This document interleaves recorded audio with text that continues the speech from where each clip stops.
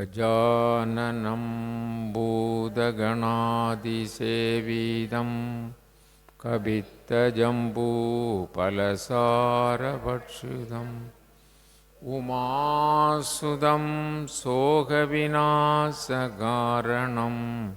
नमामि विघ्नेश्वरपादपङ्कजम् உலகம் யாவையும் தாமுளவாக்கலும் நிலைவருத்தலும் நீக்கலும் நீங்களா அலகிலா விளையாட்டுடையான் அவர் தலைவர் அன்னவர்க்கே சரணாங்களி.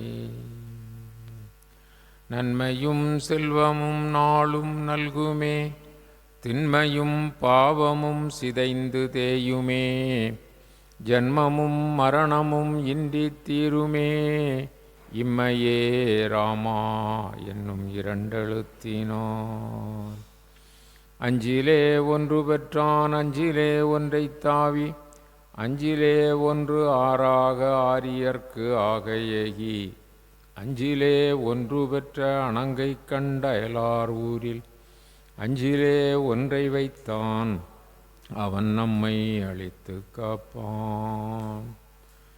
குரு பிரம்மா குரு விஷ்ணு குரு தேவோ மகேஸ்வரக குரு சாட்சாத் பரபிரம்ம தஸ்மை ஸ்ரீ குரவே நமக. மண்கண்ட வெண்குடை கீழாக மேற்பட்ட மன்னவரும் எம் பண்கண்டளவில் பணியச் செய்வாய்.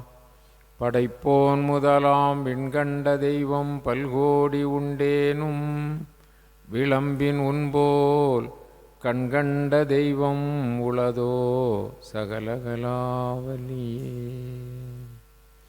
யோகிராம் சுரத்குமார யோகிராம் சுரத்குமார் யோகிராம் சுரத்குமார ஜெயகுருராயா. யோகிராம் சுரத்குமார யோகிராம் சுரத்குமார் யோகிராம் சுரத்குமார ஜெயகுருராயா. யோகிராம் சுரத்குமார யோகிராம் சுரத்குமார் யோகிராம் சுரத்குமார ஜெயகுருராயா. சச்சிதானந்த குரு சத்குரு யோகிராம் சுரத்குமார் திருவடிகளே சரணம். சத்குருநாத மகாராஜுக்கு.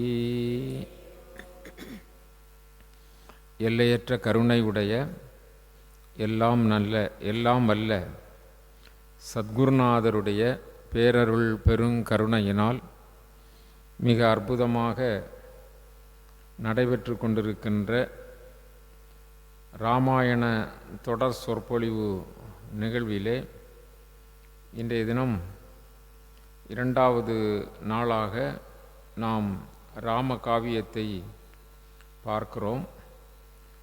ஸ்ரீமன் நாராயணமூர்த்தியினுடைய அவதாரமாக விளங்குகின்ற ஸ்ரீ ராமச்சந்திரமூர்த்தி பூர்ண அவதாரம், புருஷோத்தம அவதாரம். அவருடைய சரிதத்தை கேட்பவர்களும் படிப்பவர்களும் அதை மனனம் செய்பவர்களும் எல்லோருக்கும் ராமபிரானுடைய பேரருள் சிறப்பாக அமையும். அவ்வண்ணம் இந்த நிகழ்ச்சியை தொடர்ந்து செவிமடுத்து கொண்டிருக்கின்ற அன்பிற்கும் பெருமைக்கும் உரிய தாய்மார்களுக்கும் சகோதரர்களுக்கும் சகோதரியர்களுக்கும் ஏனைய பெரியவர்களுக்கும் எல்லோருக்கும் நமது வணக்கங்களை முதற்கண் உரித்தாக்கிக் கொள்கிறோம்.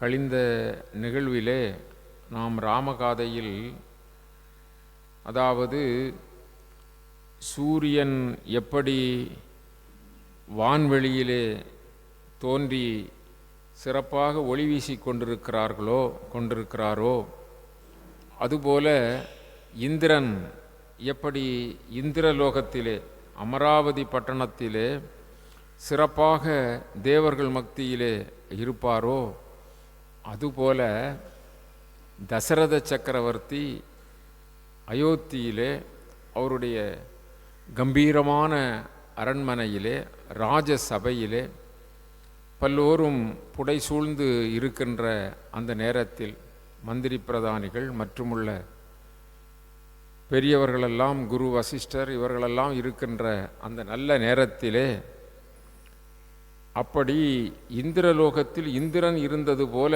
அமர்ந்திருக்கிறாராம் தசரத சக்கரவர்த்தி. இப்பொழுது அவருக்கு எந்த குறையும் இல்லை.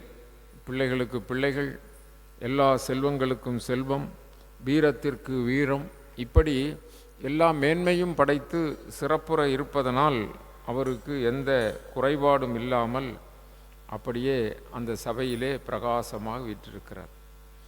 அந்த நேரத்தில் விஸ்வாமித்திரர் அப்படிங்கிற மாமுனிவர், அவர் சிறப்புக்குரிய தவசீலர், அவர் அங்கு வருகிறார் அப்படி என்று மன்னன் கேள்விப்படுகிறான். அவர் எல்லா வாசலையும் கடந்து மிகுந்த உற்சாகத்தோடு அவர் மன்னன் இருக்கின்ற சபைக்கு வந்துவிட்டார். அப்படி வந்தவுடனே மன்னன் அவருக்கு மரியாதை கொடுக்கும் முகமாக எழுந்து மரியாதை செய்கிறார். அவர் வருகிறார் என்று சொன்ன உடனே அவ்வளவு ஆர்வம் அவருக்கு. அது எப்படி இருந்ததாம் என்று சொன்னால், இந்திரலோகத்திலே இந்திரன் இருக்கிற சபைக்கு பிரம்மதேவர் வந்துவிட்டார் என்று சொன்னால், உலகை படைக்கின்ற பிரம்மதேவர் வந்துவிட்டார் என்று சொன்னால், அந்த நான்முகனை பார்த்த மாத்திரத்திலே அவையோர்களெல்லாம் அப்படி குபீல் என்று எழுவார்களாம். அதாவது வேள்வி தீயிலே நெய்யை விட்டால் எப்படி அந்த தீயானது எழும்புமோ அது மாதிரி எழும்புவார்களாம். இங்கு பிரம்மதேவர் வருவதை கண்டதைப் போல இந்திரன் எப்படி எழுவாரோ அதுபோல விஸ்வாமித்திரர் வந்ததை பார்த்த மாத்திரத்திலே அந்த ராஜா தசரத சக்கரவர்த்தி அப்படி திமீல் என்று திடீரென்று எழுந்தாராம். அப்படி எழுந்த பொழுது அவர் கழுத்திலே மலர் மாலை இருக்கிறது, அதோடு இல்லாமல் மாணிக்கம் வைரம் வைடூரியம் பதித்த முத்து மாலை இருக்கிறது. அந்த மாலை அந்தரதலத்தில் போயிட்டான். அந்தரத்தில் போய் சூரியன் ஒளிவிடுவது போல ஒளிவிட்டதாம். அப்படி குபீல் என்று எழுந்தார். இதை கம்பநாட்டாழ்வார் சொல்லுகின்ற பொழுது சொல்லுவார், வந்து முனி எய்துதலும் முனிவர் வந்தவுடனே வந்து முனி எய்துதலும் மார்பிலணி ஆரம் அந்தரதலத்து அஞ்ச ஒளிவிஞ்ச. மார்பில் அணிந்திருக்கின்ற அந்த ஆபரணம் அப்படி அந்தரத்தில் போய் அப்படி சட்டன் எழும்பினால் அது குதிக்கும் அல்லவா, அப்படி அந்தரதலத்து அஞ்ச ஒளிவிஞ்ச கந்த மலரில் கடவுள்தன் வரவு காணும். கந்த மலரில் அந்த தாமரை பூவிலே இருக்கின்ற அந்த மலரில் இருக்கின்ற பிரம்மாவினுடைய வரவை கண்டால் எப்படி இந்திரன் கடிது எழுந்து அடிபணிவானோ அதுபோல கந்த மலரில் கடவுள்தன் வரவு காணும் இந்திரன் என கடிது எழுந்து அடிபணிந்தான். அப்படி அடிபணிந்தார், வணங்கி எழுந்து வீழ்ந்து வணங்கி அந்த முனிவருக்கு ஆசனம் கொடுத்து அப்படியே அமரச் செய்கிறார். இந்த விஸ்வாமித்திரர் யார் என்று சொன்னால், கௌசிக நாடு என்று ஒரு நாடு, இந்த தசரதர் ஆட்சி செய்கிற கோசல நாடு மாதிரி கௌசிக நாடு. அந்த அந்த நாட்டை ஆழ்ந்த காதி என்ற மன்னனுடைய மைந்தர் தான் இந்த விஸ்வாமித்திரர். கௌசிகன் என்பதுதான் இவருடைய இயற்பெயர். இவருடைய இயற்பெயர் கௌசிகன். இவருக்கு ஏன் விஸ்வாமித்திரர் என்று பின்னால் பெயர் வந்ததென்றால், விஸ்வம் என்றால் இந்த பிரபஞ்சம், மித்திரன் என்று சொன்னால் நண்பன், இந்த பிரபஞ்சமே அவருக்கு நண்பன், அன்பே சிவம் என்று சொல்வது போல. அதனால்தான் விஸ்வாமித்திரர் என்று அவருக்கு பெயர். ஆனால் அவருடைய இயற்பெயர் கௌசிகன். இவர் ஒரு சமயம் காட்டிற்கு வேட்டைக்கு சென்றார், பரிவாரங்களோடு சென்றார். அப்படி பரிவாரங்களோடு பிள்ளைகளோடு எல்லாம் காட்டிற்கு அவர்கள் முகாமிட்டு வேட்டையாடச் சென்றார்கள். அப்படி பல நாட்கள் முகாமிட்டு வேட்டையாடி சென்று வருகின்ற பொழுது ஒரு நாள் வசிஷ்டருடைய ஆசிரமத்தை அடைந்தார்கள். அப்படி வசிஷ்டருடைய ஆசிரமத்தை அடைந்தவுடனே அங்கு சென்ற இந்த மன்னனையும் அவர்களுடைய ஆட்களையும் படை வீரர்களையும் எல்லோரையும் வசிஷ்ட மகரிஷி உபசரித்து அவர்களுக்கு எல்லா உணவுகளும் நாங்கள் உங்களுக்கு கொடுக்கலாம், பரிமாறலாம் என்று சொல்லி நீங்கள் ஸ்நானம் செய்துவிட்டு வாருங்கள் என்று அனுப்பினார். அது மாதிரி கௌசிக ராஜாவும் அவருடைய சேனைகளும் கூடவே இருக்கிற மந்திரி பிரதானிகள் பிள்ளைகள் எல்லோருமே அந்த ஸ்நானம் செய்துவிட்டு திரும்பி வருகின்ற பொழுது அங்கே பெரிய பந்தல், பெரிய அளவிலே உட்கார்ந்து எல்லோரும் சாப்பிடக்கூடிய அளவிலே ஆயிரக்கணக்கான பேர் ஒரே நேரத்தில் சாப்பிடுகின்ற எல்லா வசதிகளோடு அதை உணவு பரிமாறுகிறவர்கள், உணவு அத்தகைய அவ்வளவு தேவையான அறுசுவை உணவு இவற்றையெல்லாம் அங்கு தயாராக இருக்கிறது. முதலிலே மன்னன் நினைத்தான், இவர் காட்டிலே வாசம் செய்யக்கூடிய முனிவர், இவர் நமக்கு எங்கே உணவு போட போகிறார், இவரால் எப்படி முடியும், ஒரு முகமனுக்காக சொல்லியிருப்பார் என்று நினைத்தான். ஆனால் அவர் எல்லோரும் ஸ்நானம் செய்துவிட்டு திரும்பி வருகின்ற பொழுது அங்கு பார்த்தால் எல்லோருக்கும் இப்படி தாதியர்கள் உட்பட, உணவு பரிமாறுபவர்கள் உட்பட உணவுகளெல்லாம் அப்படி குவிந்து குவிந்து இருக்கின்றன. எல்லா பிரசாதங்களும் இருக்கிறது. எல்லோரும் வயிறார உண்டார்கள். அதன் பிறகு அவன் யோசித்தான், இது இந்த ரிஷிக்கு எப்படி, காட்டில் வாழக்கூடிய இந்த முனிவருக்கு எப்படி இது கிடைத்தது அப்படி என்று சொல்லி யோசித்தான். யோசித்து கேட்ட பொழுது அது காமதேனு என்று சொல்லுகின்ற பசு அவருக்கு உதவி செய்கிறது. வானுலகத்தில் இருக்கின்ற காமதேனு இந்த வசிஷ்டருக்காக பூலோகத்திற்கு வந்து வசிஷ்டருக்கு வேண்டிய உதவிகளை எல்லாம் செய்து கொண்டிருக்கிறது. அதாவது பொதுவாக அறத்தின்பால் இருக்கிறவர்களுக்கு இறைவனே வந்து உதவி செய்து கொண்டே இருப்பார். அறத்தின்பால் இருந்தால் அந்த அறம் நலிந்து போகக்கூடாதல்லவா, அறத்தின் பக்கம் இருக்கிறவர்களுக்கு இடையூறு வரக்கூடாதல்லவா, அதற்காக பகவானே வந்து அப்படியெல்லாம் செய்வார். அது மாதிரி இவர் பெரிய அளவிலே ஒரு பெரிய ரிஷி புங்கவர் என்றதனால் காமதேனு அவருக்கு கூடவே இருந்து எல்லா உதவியும் செய்தது. உதவி என்றால் அவர் என்ன நினைக்கிறாரோ அதை அது கொடுத்து விடும். இப்பொழுது எல்லோருக்கும் உணவு பரிமாறு என்று சொன்ன உடனே உணவு வந்து விட்டது, அது மாதிரி செய்யும். அப்படி அந்த காமதேனுவால் தான் இப்படி நடந்தது என்று அறிந்தவுடனே மன்னன் நினைக்கிறான், அப்படி என்றால் காமதேனுவை நம்முடைய நாட்டிற்கு எடுத்து போவோம், நாட்டிலே என்ன தேவையோ அதையெல்லாம் இதை வைத்து சரி செய்து விடலாம் என்று சொல்லி அந்த காமதேனுவை தனக்கு வேண்டும் என்று வசிஷ்டரிடம் கேட்டார். உடனே வசிஷ்டர் சொல்லுவார், இல்லையப்பா, நீ நாட்டை ஆளக்கூடிய அரசனாக இருந்தாலும் இது உன் பக்கம் வருவதற்கு நியாயம் கிடையாது. ஏனென்றால் இது வானுலகத்தில் இருக்கக்கூடிய பசு, தர்ம தேவதை. ஆகவே இந்த பசு எனக்காக இங்கு இருக்கிறது, உனக்கு அது சாத்தியப்படாது, நீ அதை விரும்பாதே அப்படின்னு சொன்னார். உடனே அந்த கௌசிகன் ராஜா அல்லவா, கோபம் வருமல்லவா, இந்த உலகத்தில் உள்ள உண்மை மெய்ப்பொருள் எல்லாமே, மெய்ப்பொருள் அல்ல பொருள் எல்லாம் அரசாங்கத்துக்கு சொந்தம் இல்லையா, அப்போது ராஜாவாக இருக்கின்ற நான் கேட்கின்ற பொழுது இவர் நம்முடைய நாட்டினுடைய எல்லைக்குட்பட்ட பகுதியில் இருக்கிற இந்த முனிவர் தரமாட்டேன் என்கிறார் என்று கோபப்பட்டு அவர் தரமாட்டேன் என்று சொன்னால் நாம் பிடித்து கொண்டு போவோம் அப்படி என்று சொல்லி அந்த காமதேனு பசுவை பிடிக்கச் சென்றார்கள். ஆனால் காமதேனு சர்வ வல்லமை உடையதல்லவா, அது இவர்கள் கைக்கு கிடைக்குமா? இப்படி வசிஷ்டர் கொடுத்திருக்கிறார் என்று சொன்னால் அது கூட போகும். ஆனால் அவர் கொடுக்கவில்லை, இவர்கள் வல்லந்தமாக பிடிக்க வருகிறார்கள் என்று சொன்ன உடனே என்று நினைந்து அது அவர்களையெல்லாம் முட்டி மோதி எல்லாம் எதிர்த்தவர்களெல்லாம் கீழே தள்ளி அப்படி பிடிக்க முடியாமல் இருந்தது. அந்த நேரத்தில் இந்த பசுவானது இப்படி செய்கிறது என்று சொல்லி மன்னனுக்கு கோபம் வந்து அவன் அதற்கெல்லாம் காரணம் இவர்தானே என்று சொல்லி இந்த வசிஷ்டரோடு அவன் போர் செய்தான். அம்புரா துணியிலிருந்து பல அம்புகளை எடுத்து வசிஷ்டர் மீது எய்து போர் செய்வதற்கு தயாராகின்றான். அவருடைய பிள்ளைகள் 100 பேர், அவர்களும் போர் செய்தார்கள். வசிஷ்டருடைய வல்லமையினாலே அந்த 100 புதல்வர்களும் இறந்து போனார்கள். அதன் பிறகு இவன் மிகுந்த கோபம் கொண்டு, பிள்ளைகள் இறந்தால் எப்படி கோபம் இருக்கும், அதன் பிறகு இவன் போர் செய்தான். கௌசிகன் ராஜா போர் செய்தான். போர் செய்தால் அம்புகளை விடுகின்ற பொழுது இந்த வசிஷ்ட முனிவர் எதிர்த்து அம்பு விடுவது இல்லை. அவர் தன்னுடைய அந்த மாத்திரக்கோல் என்று சொல்லுகின்ற தண்டத்தை முன்னால் நட்டு வைத்துவிட்டு அப்படியே உட்கார்ந்திருந்தார். அந்த கௌசிகன் விடுகின்ற அம்பு எல்லாம் அந்த மாத்திரக்கோல், அந்த தண்டம் அப்படியே கபலீகரம் செய்து விடுகிறது, இவர் மீது படுவதில்லை. உடனே அவன் இன்னும் கோபம் கொண்டு அந்த ராஜா சிவ அஸ்திரத்தை சிவதோத்திரம் செய்து விடுத்தான். அது வல்லமை மிகுந்த அஸ்திரம். அந்த சிவதோத்திரம் இவரை அழித்துவிடும் என்று சொல்லி மந்திரம் ஜபித்து விட்டான். ஆனால் அந்த அம்பினை, அஸ்திரத்தினை இந்த வசிஷ்டர் பிடுங்கி விழுங்கி விட்டார். அவர் சாப்பிட்டே விட்டார். உடனே அவனுக்கு ஆச்சரியம், ஓ, நான் நாட்டை ஆளுகின்ற மன்னன், சக்கரவர்த்தி, எவ்வளவோ படைகள், ஆனால் இவர் தனிமையாக இருந்து நான் விட்ட அம்புகளை எல்லாம் இந்த இந்த மழு கபளீகரம் செய்துவிட்டது. அதோடு மட்டுமல்ல, இந்த அஸ்திரத்தை, சிவ அஸ்திரத்தை இவர் விழுங்கிவிட்டாரே, இவரல்லவா சிறப்புக்குரியவர், நானும் அப்படி சிறப்புக்குரியவனாக ஆவேன். எனக்கும் அவருக்கும் உள்ள வித்தியாசம் என்ன? நான் தவம் செய்யவில்லை, அவர் தவம் செய்திருக்கிறார், ஆகவே நானும் தவம் செய்வேன்.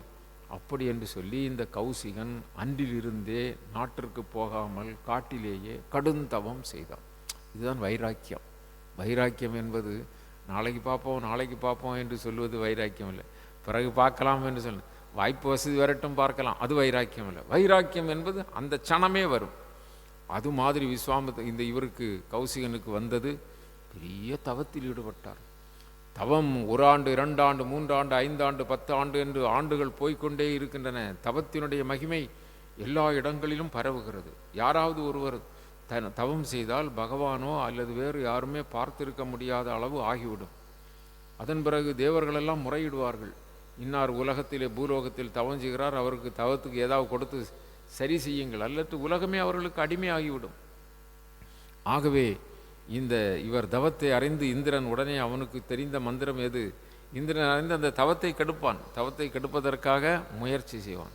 அதற்கான அப்சரஸ் பெண்கள், அங்கே அந்த திலோத்தமை என்று சொல்லுகின்ற அப்சரஸ் பெண்ணை அழைத்து, இன்ன கௌசிக ராஜா தவம் செய்கிறான், அவனுடைய தவத்தை நீ கெடுத்து வா அப்படி என்று சொல்லி தவத்தை கெடுப்பதற்காக அனுப்பினான். உடனே அந்த திலோத்தமை இங்கே வருகிறாள். இவர் பெரிய கடுந்தவத்தில் இருக்கிறார். அந்த திலோத்தமை தன்னுடைய ஆடல் பாடல், அவளுடைய சாடை சைகை இவற்றையெல்லாம் வைத்து இந்த கௌசிக ராஜாவை என்ன செய்து விட்டாள்? மயக்கி விட்டாள். தவத்தில் இருந்து விடுபட்டு போனார். பிறகு மீண்டும் சாதாரண நிலை, தவம் அழிந்து போய்விட்டது. நான் தவத்திலிருந்து விடுபட்டு விட்டேன், அழிந்து போய்விட்டது, இந்த திலோத்தமை என்னை கெடுத்து விட்டாள் அப்படி என்று சொல்லி மீண்டும் தவம் செய்தார். மீண்டும் 1000 ஆண்டுகள் தவம் செய்தார் கௌசிகன். தவம் செய்தால் தவத்தினுடைய வல்லமை மீண்டும் இருந்தது. உடனே இந்திரன் மீண்டும் மேனகை அனுப்பினான். மேனகை அந்த அந்த அப்சரஸ் பெண்களிலே ஒரு பெண், அவள் வந்தாள். அவள் வந்த பொழுது இவருக்கு ஏற்கனவே அனுபவம் இருக்கிறதல்லவா, ஆகவே நீ மேனகை தானே, வானுலகத்தில் இருந்து இந்திரன் தானே உன்னை அனுப்பியிருக்கிறான், போ, என் முன்னாலே நிற்காதே என்று விரட்டி விட்டார். இப்பொழுது பெரிய தவசீலராகிவிட்டார். அதனால் இவர் தவத்தின் பெரிய நிலையை அடைந்து வானவர்களெல்லாம் இவரை அதாவது ரிஷி, இவர் ரிஷி என்று பட்டம் சூட்டினார்கள். இப்படி இருக்கிற காலகட்டத்தில் தான் அங்கே இந்த தசரத சக்கரவர்த்தியினுடைய முன்னோன் ஒருவர், அவர் பெயர் திரிசங்கு. அந்த திரிசங்கு அவர் உடலோடு கைலாயம் போக வேண்டும் என்று ஆசைப்பட்டார். உடலோடு அங்கே வைகுந்தம் போக வேண்டும் என்று ஆசைப்பட்டார். யாரு? திரிசங்கு. அந்த திரிசங்கு ஆசைப்பட்டு கேட்கிறார். திரிசங்கு தசரத சக்கரவர்த்தியினுடைய முன்னோன்.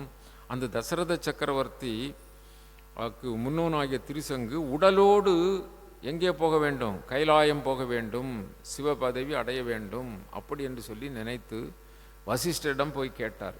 உடனே வசிஷ்டர் அவரை பார்த்துவிட்டு, அவருடைய மனோநிலையை பார்த்துவிட்டு, உடலோடு போக வேண்டும் என்றால் சாதாரண விஷயமா? அது சாதாரண விஷயம் அல்ல. அதனால் அப்பா, நீ பெரிய ராஜா, ஆனால் உனக்கு உடலோடு அங்கே போக முடியாது, ஆகவே நீ அதை விரும்பாதே என்று சொன்னார். உடனே திரிசங்குக்கு கோபம் வந்து விட்டது. கோபம் வந்த உடனே, அப்படி என்றால் என் பிள்ளைகளிடம் போய் கேள் என்று சொன்ன உடனே பிள்ளைகளிடம் வந்தார். பிள்ளைகளிடம் வந்த உடனே அவர்கள் சொன்னார்கள், உங்களுக்கு அந்த தகுதி இல்லை, நீங்கள் நாட்டை ஆளக்கூடிய ராஜா, சத்திரியர், நீங்கள் அப்படி உடலோடு போக வேண்டும்னால் பெருந்தவம் எல்லாம் செய்ய வேண்டும், அது உங்களுக்கு சாத்தியமில்லை என்று சொன்னார். உடனே அவர்களை இவர் இம்சித்தார். திரிசங்கு ராஜா அல்லவா, அவரை பொருட்டார். உடனே அவர், நீ சண்டாளனாக போக கடவுதென்று விட்டார்கள். உடனே இந்த திரிசங்கு சண்டாள நிலையை அடைந்து விட்டார். சண்டாளன் என்று சொன்னால் உடலெல்லாம் நோய் பிடித்து குஷ்டமாகி அப்படியே ரொம்ப தாழ்ந்த இழிநிலையை அடைந்தார். உடனே இந்த வசிஷ்டதானே இப்படி என்னை மேலுலகத்துக்கு அனுப்ப மாட்டேன் என்கிறார், அவரோடு பெரிய போர் செய்து காரியம் செய்த விஸ்வாமித்திரர் இருக்கிறார் அல்லவா, அவரிடம் போகிறேன் என்று சொல்லி அவரிடம் வருகிறார். அவரிடம் வந்த உடனே வசிஷ்டருக்கும் விஸ்வாமித்திரருக்கும் இடைக்கு பிடிக்காதல்லவா, அவர்களுக்குள் பெரிய நிலை அந்த காலத்திலே பாருங்கள். அது உடனே அவருக்கு அது கரும்பு சாப்பிட்டது போல, திரிசங்கு போய் கேட்ட உடனே, ஓ அப்படி சொன்னாரா, நான் உடலோடு அனுப்புகிறேன் என்று சொல்லி பெரிய வேள்வி செய்தார். வேள்வி செய்து திரிசங்குவை வானுலகத்திற்கு அனுப்பினார். திரிசங்கு வானுலகத்திற்கு போகிறார். பார்த்தான் இந்திரன். அங்கே அனாவசியமான ஆட்களை வர விடாமல் தடுக்கிறது யார்? இந்திரன் அல்லவா? அவன் தேவர்களுக்கு தேவரோகத்தின் தலைவன் அல்லவா? அவன் பார்த்தான், திரிசங்குவுக்கு இங்கே வருவதற்கு அனுமதி இல்லையே. யார் அனுப்பியது? விஸ்வாமித்திரர் அனுப்பினார். சென்று மேலே போகிறார். உடனே அவன், உமக்கு இங்கே இடம் இல்லை, நீர் கீழே போவும், என்ன நீர் சரியான இடத்திற்கு சரியான விதத்திலே வரவில்லை என்று கீழே தள்ளினார். திரிசங்கு கீழே வருகிறார் தலைகீழாக. ஓ விஸ்வாமித்திரரே, என்னை பாருங்கள், நான் கீழே வருகிறேன், கீழே வருகிறேன் சத்தம் போடுகிறார். உடனே விஸ்வாமித்திரர் பார்த்தார். அங்கேயே நெல் என்றார். இப்போ திரிசங்கு எங்கே இருக்கிறார்? வானிலேயே. அங்கிருந்து அவன் கீழே தள்ளுகிறான், இவர் அங்கே நெல் என்கிறார். திரிசங்கு அங்கு நிற்கிறார். பார், இப்பொழுது பார், என்னுடைய தவ வலிமையினால் உனக்கு ஒரு சொர்க்கமே அங்கு என்பது. நீ சொர்க்கத்திற்கு போன வேண்டும் என்று தானே ஆசைப்பட்டாய். உனக்காக அங்கே சொர்க்கம் நான் ஏற்பாடு செய்கிறேன் என்று புதிய உலகையே படைக்க ஆரம்பித்து விட்டார். உடனே தேவர்களெல்லாம் அங்கே கூடினார்கள். அது பெரிய அபாண்டமாகிவிடும். ஒரு காரியத்துக்கு இடையூறாக வந்தால், பிரபஞ்சத்துக்கு இடையூறாக வந்தால் இடையூறு பாருங்கள். அதனால் எல்லா தேவர்களும் வந்து கூடினார்கள். சூரியன் சந்திரன் எல்லாரும் வந்து விட்டார்கள். அப்பா, உனக்கு என்ன வேண்டும்? விஸ்வாமித்திரன் வந்து, நீங்கள் இப்படியெல்லாம் செய்யாதீர்கள், புதிய உலகத்தை படைச்சா பிறகு என்ன ஆகிரும் அப்படி என்று சொல்லி வேண்டும் பொழுது, ராஜரிஷி பட்டத்தை கொடுக்கிறோம், உங்களுக்கு ராஜரிஷி பட்டத்தை கொடுக்கிறோம், நீங்கள் அதே மாதிரி செய்யாதீர்கள் என்று சொன்ன உடனே திரிசங்கு அங்கே நிறுத்தப்படும். அதனால்தான் திரிசங்கு சொர்க்கம் என்று சொல்வது. என்ன, அங்கும் போகவில்லை இங்கும் போகவில்லை, திரிசங்கு சொர்க்கத்தில் நிற்கிறாரு அப்படின்னு சொல்லி. அப்போ அதுவும் போதாது என்று சொல்லி மீண்டும் இவர் தவம் செய்தார். யாரு? இந்த கௌசிக ராஜா விஸ்வாமித்திரர் மீண்டும் தவம் செய்தார். மீண்டும் தவம் செய்து தவத்தினுடைய வலிமை எல்லா இடங்களிலும் பரவுகிறது. அந்த நேரத்தில் அவர் இடம் வந்து தேவர்கள்லாம் கேட்டார்கள். அப்பொழுது அவர் சொன்னார், வசிஷ்டர் அவருடைய வாயினால் என்னை பிரம்ம ரிஷி என்று சொல்ல வேண்டும், அப்படி என்று சொன்னால் நான் தவத்தை நிறுத்துவேன் என்று சொன்னார். பிறகு வசிஷ்டர் வந்து, நீ பிரம்ம ரிஷி தான், எல்லா தகுதியும் பெற்று விட்டாய் என்று சொல்லி அந்த பிரம்ம ரிஷி பட்டம் கொடுத்த பிறகு விஸ்வாமித்திரர் புதிய உலகத்தை படைக்காமல் என்ன செய்தார்? இருந்தார். அப்படிப்பட்ட முனிவர் தான், அந்த விஸ்வாமித்திரர் தான் இங்கு வந்திருக்கிறார். எங்கே? தசரத சக்கரவர்த்தியிடம் வந்திருக்கிறார். அப்பொழுது அவர் எவ்வளவு மகிமையுடையவர் பார்த்தீர்களா? ஆக அதனால் இவர் ரொம்ப மகிழ்ச்சி அடைந்து தசரத ராஜா அவரை வணங்கி ஆசனம் கொடுத்து அமர்த்தி உபசாரங்கள் செய்துவிட்டு, தாங்கள் வந்த காரணம் என்ன என்பது தெரியவில்லை, ஆனால் நான் செய்த புண்ணியமோ, இந்த கோசல நாடு என்று சொல்லுகின்ற இந்த நிலம் செய்த புண்ணியமோ, அல்லது நெடியோய் என் நலம் செய்வினை நான் ஏதாவது செய்தேனா அப்படி என்று சொன்னால் அதுவும் இல்லை. நிலம் செய் தவம் என்று உணரின் அன்று.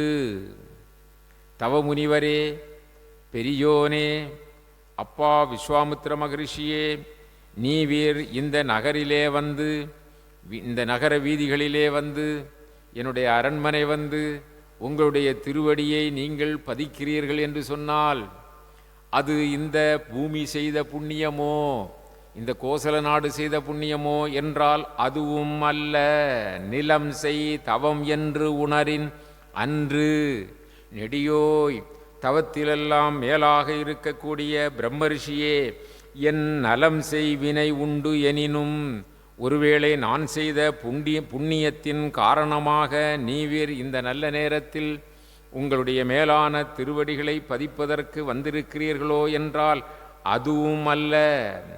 நகர் நீயான் வலம் செய்து வணங்க எளிவந்த இது. நீவீர் இந்த நகரத்திற்கு வந்து, அரண்மனைக்கு வந்து எங்களுக்கு ஆசி கொடுக்கின்ற இந்த நிலை வந்தது முந்து என் குலம் செய் நலம் என்று இனிது கூறுவான். இது என்னுடைய முன்னோர்கள் செய்த தவத்தின் காரணமாகத்தான் நீங்கள் வந்திருக்கிறீர்கள் அப்படி என்று சொல்லி அந்த தசரத சக்கரவர்த்தி மிக மகிழ்ச்சியோடு கூறி வணங்கி நிற்கின்ற பொழுது அதன் பிறகு சொல்லுவார், சுவாமி தாங்கள் இங்கு எழுந்தருளியதனுடைய நோக்கம் என்ன அப்படி என்று சொல்லி கேட்கிறார், பணிவாக கேட்கிறார். அப்பொழுது விஸ்வாமித்திரர் சொல்லுகிறார், அப்பா தசரத சக்கரவர்த்தியே, என்னை போன்ற முனிவர்களாக இருந்தாலும் ரிஷிகளாக இருந்தாலும் அல்லது வேறு யாராவது துயரப்படுத்தினால் துன்பத்திற்கு ஆளானவர்களாக இருந்தாலும் எங்கே போவார்கள்? அவர்களுக்கு ஏதேனும் இடையூறு வந்தது என்று சொன்னால் உடனடியாக சிவன் இருந்து அருள்பாலிக்கின்ற அந்த வெள்ளி பனிமலையிலே இருக்கின்ற அங்கே சென்று சிவனிடம் முறையிடுவார்கள். அப்படி சிவபெருமான் அந்த முறையீட்டிற்கு செவி கொடுக்காமல் அவரால் முடியாமல் இருந்தால் அங்கிருந்து எங்கு போவார்கள்? பார்க்கடலிலே பள்ளி கொண்டிருக்கின்ற அந்த பரந்தாமனிடம் செல்லுவார்கள். அங்கும் அவருடைய காரியம் நடைபெறாவிட்டால் எங்கே பதுமபீடம் வைத்திருக்கின்ற அதாவது தாமரை மலரிலே இருக்கக்கூடிய பிரம்மலோகம் போவார்கள். அங்கும் அவருடைய காரியம் நடக்கவில்லை என்று சொன்னால் கற்பக நாடு இருக்கக்கூடிய, கற்பக மரங்கள் இருக்கக்கூடிய, அணிநகராக இருக்கக்கூடிய அமராவதி பட்டணம் இந்திரன் இருக்கிற இந்திரனிடம் சென்று முறையிடுவார்கள். அங்கும் நடக்காவிட்டால் அப்பா தசரதா உன்னை நாடித்தானே வருவார்கள். அப்படி நான் வந்திருக்கிறேன் பார், என்னனைய முனிவரரும் அமரரும், என்னை போன்ற முனிவர்களும் அமரர்களும், அமரர்கள் என்றால் தேவர்கள், என்னனைய முனிவரரும் அமரரும் இடையூறு ஒன்று உடையரானால், அவர்களுக்கு ஏதாவது இடையூறுகள் என்று ஏதாவது வந்தால் அவர்கள் என்ன செய்வார்கள்? பன்னகமும் நகுவெள்ளி பனிவரையும், பனிகளால் சூழ்ந்திருக்கின்ற அந்த கைலை மலைக்கு செல்வார்கள். பன்னகமும் நகுவெள்ளி பனிவரையும் பார்க்கடலும், அதன் பிறகு அங்கு முடியாவிட்டால் பார்க்கடலுக்கு போவார்கள். அதுவும் முடியவில்லை என்றால் பதும பீடத்து அந்நகரும் கற்பக நாட்டு அணிநகரும், கற்பகம் இருக்கக்கூடிய அமராவதி பட்டணம் அணிநகரம், அங்கும் காரியம் நடக்கவில்லை என்று சொன்னால் மணிமாட அயோத்தி என்னும் பொன்னகரும் அல்லாது புகழ் உண்டோ இகழ் கடந்த புலவு வேலாய். அதாவது தசரத சக்கரவர்த்தியினுடைய அந்த வேலெல்லாம், அந்த ஈட்டியெல்லாம் எப்பொழுதும் நின நாற்றம் அடிக்குமாம். நினம் என்றால் பிறரை குத்தி அந்த இரத்தம் தோய்ந்த நாற்றம் அடிக்குமாம். அதுதான் புலவு வேலாய். எப்பொழுதும் ஆயுதத்தை பயன்படுத்தி கொண்டிருக்கின்ற தசரத சக்கரவர்த்தியே, இங்கெல்லாம் காரியம் முடியவில்லை என்றால் மணிமாட அயோத்தி என்னும் பொன்னகரும் அல்லாது, இந்த பொன்னான பூமி அல்லாது, உன்னுடைய இடம் அல்லாது புகழ் உண்டோ, எங்கேனும் போவதற்கு வேற இடம் உண்டா? ஈகல் கடந்த புலவு வேலாய் அப்படின்னு சொன்ன உடனே தசரத சக்கரவர்த்திக்கு எப்படி இருக்கும்? ரொம்ப பெரிய மகிழ்ச்சி. அப்படி வேண்டி அவர் முகமன் சொல்லி இவரை வரவேற்க, இவர் முகமன் சொல்லி இப்படி ஒரு பெரிய எல்லா இடங்களிலும் நடவராத காரியம் உன்னிடம் நடக்கும், அதனால் தான் வந்திருக்கிறேன். அப்போ பணிந்து, சுவாமி என்ன வேண்டும்? நான் தருகிறேன், நீங்கள் கேட்டதை தருகிறேன், என்ன வேண்டும் சுவாமி அப்படின்னு சொன்ன உடனே தருவனத்துள் ரெண்டு அர்த்தம். எதை கேட்டாலும் வனம் தரும். தரு என்றால் மரங்கள் நிறைந்த காட்டில், தருவனத்துள் யாம் இயற்றும் தவ வேள்விக்கு இடையூறாய், நான் செய்கின்ற தவ வேள்விக்கு இடையூறாக வனத்திலே என்ன இருக்கிறது? தவம் செய்வோர்கள் பெருவரம் சென்று, தவம் செய்வோர்கள் வெறுவரச் சென்று அடை காம வெகுளியனும். இதில் ஒரு தத்துவத்தை கம்பநாட்டாழ்வார் சொல்கிறார். அதாவது தவம் செய்பவர்களுக்கு ரெண்டு விதத்தில் அழிவு ஏற்படும், ரெண்டு விதத்தில் இடையூறு ஏற்படும். தவம் செய்பவர்களுக்கு பொதுவாக நம்முடைய குருகுலத்திற்கு வந்தாலும் ரெண்டு இடத்தில் இடையூறு வரும். தவத்திலே இருக்கிறோம் என்று சொல்லி இங்கு தங்கியிருந்தாலும் இடையூறு வரும். அதாவது நான் தொடர்ந்து கோயிலுக்கு போகிறேன் அல்லது சாமி கும்பிடுகிறேன் என்றால் இடையூறு வரும். பெரிய வேள்வி செய்தாலும் இடையூறு வரும். என்ன வேள்வி இடையூறாம் என்று சொன்னால், தவம் செய்வோர்கள் வெறுவரச் சென்று அடை காம வெகுளியனும். அதாவது தவம் செய்வோர்களை கெடுப்பது ரெண்டு தான். ஒன்று கோபம், இன்னொன்று காமம், ஆசை.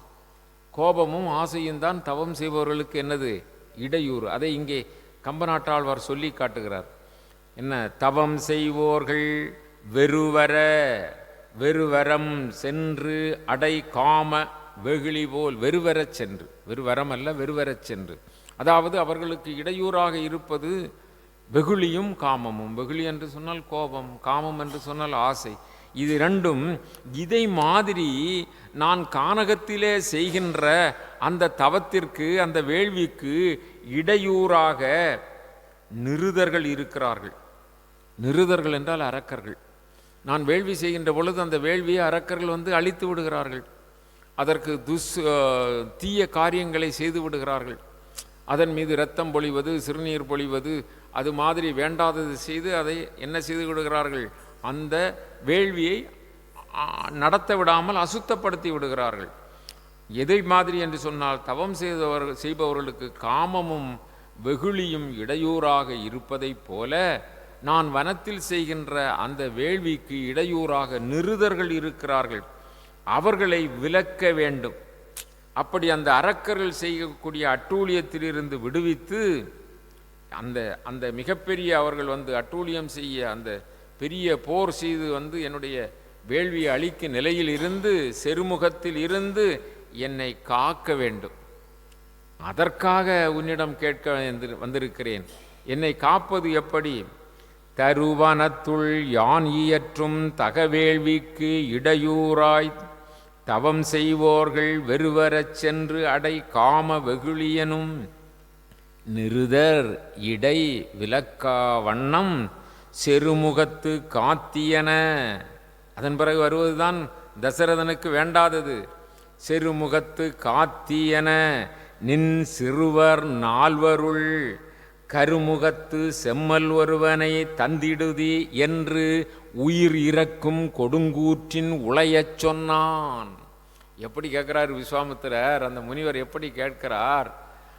அப்பா, அந்த காட்டிலே நான் செய்கின்ற தவத்திற்கு இடையூறாக இருக்கின்ற அரக்கர்களை எதிர்த்து போராடி அவர்களிடமிருந்து என்னை மீட்டு நான் வேள்வியை சரிவர செய்வதற்கு உன்னை நாடி வந்திருக்கிறேன். நின் சிறுவர் நால்வருள், உன்னுடைய பிள்ளைகள் நால்வருள் இருக்கிறார்கள் அல்லவா, அவர்களிலே கரிய செம்மல் ஒருவனை தந்திடுதி. நான் நால்வரையும் கேட்கலப்பா, கரிய செம்மல் அந்த மூத்தவன் இருக்கிறான் அல்லவா ராமன், கரிய செம்மல் ஒருவனை தந்திடுதி என்று எப்படி கேட்கிறானாம்? உயிர் இறக்கும் கொடுங்கூற்றின் உளையச் சொன்னான். உன்னுடைய உயிரை தந்துவிடு, நான் இப்பொழுது பிடித்து கொண்டு போகிறேன் என்று சொல்லி கூற்றுவன் ஒருவனிடம் வந்து சொல்வது போல உயிர் இறக்கும் கொடுங்கூற்றின் உளையச் சொன்னான். அந்த மன உளைச்சல் அப்படிப்பட்டது. உயிர் இறக்கின்ற கொடுங்கூற்றை போல தன்னுடைய கண்ணாக, தன்னுடைய நெஞ்சத்து அமர்ந்திருக்கின்ற ஆத்மாவாக இருக்கக்கூடிய ராமபிரான், அந்த ராமன் மூத்தவன், அவனை காணாது ஒருபொழுது கூட தசரத சக்கரவர்த்தி இருக்க மாட்டார். அப்படிப்பட்ட ராமனை எனக்கு நீ தந்துவிடு என்று எதை கேட்டது போல, உயிரை கேட்கிற யமனை போல கேட்டுக்கொண்டான்.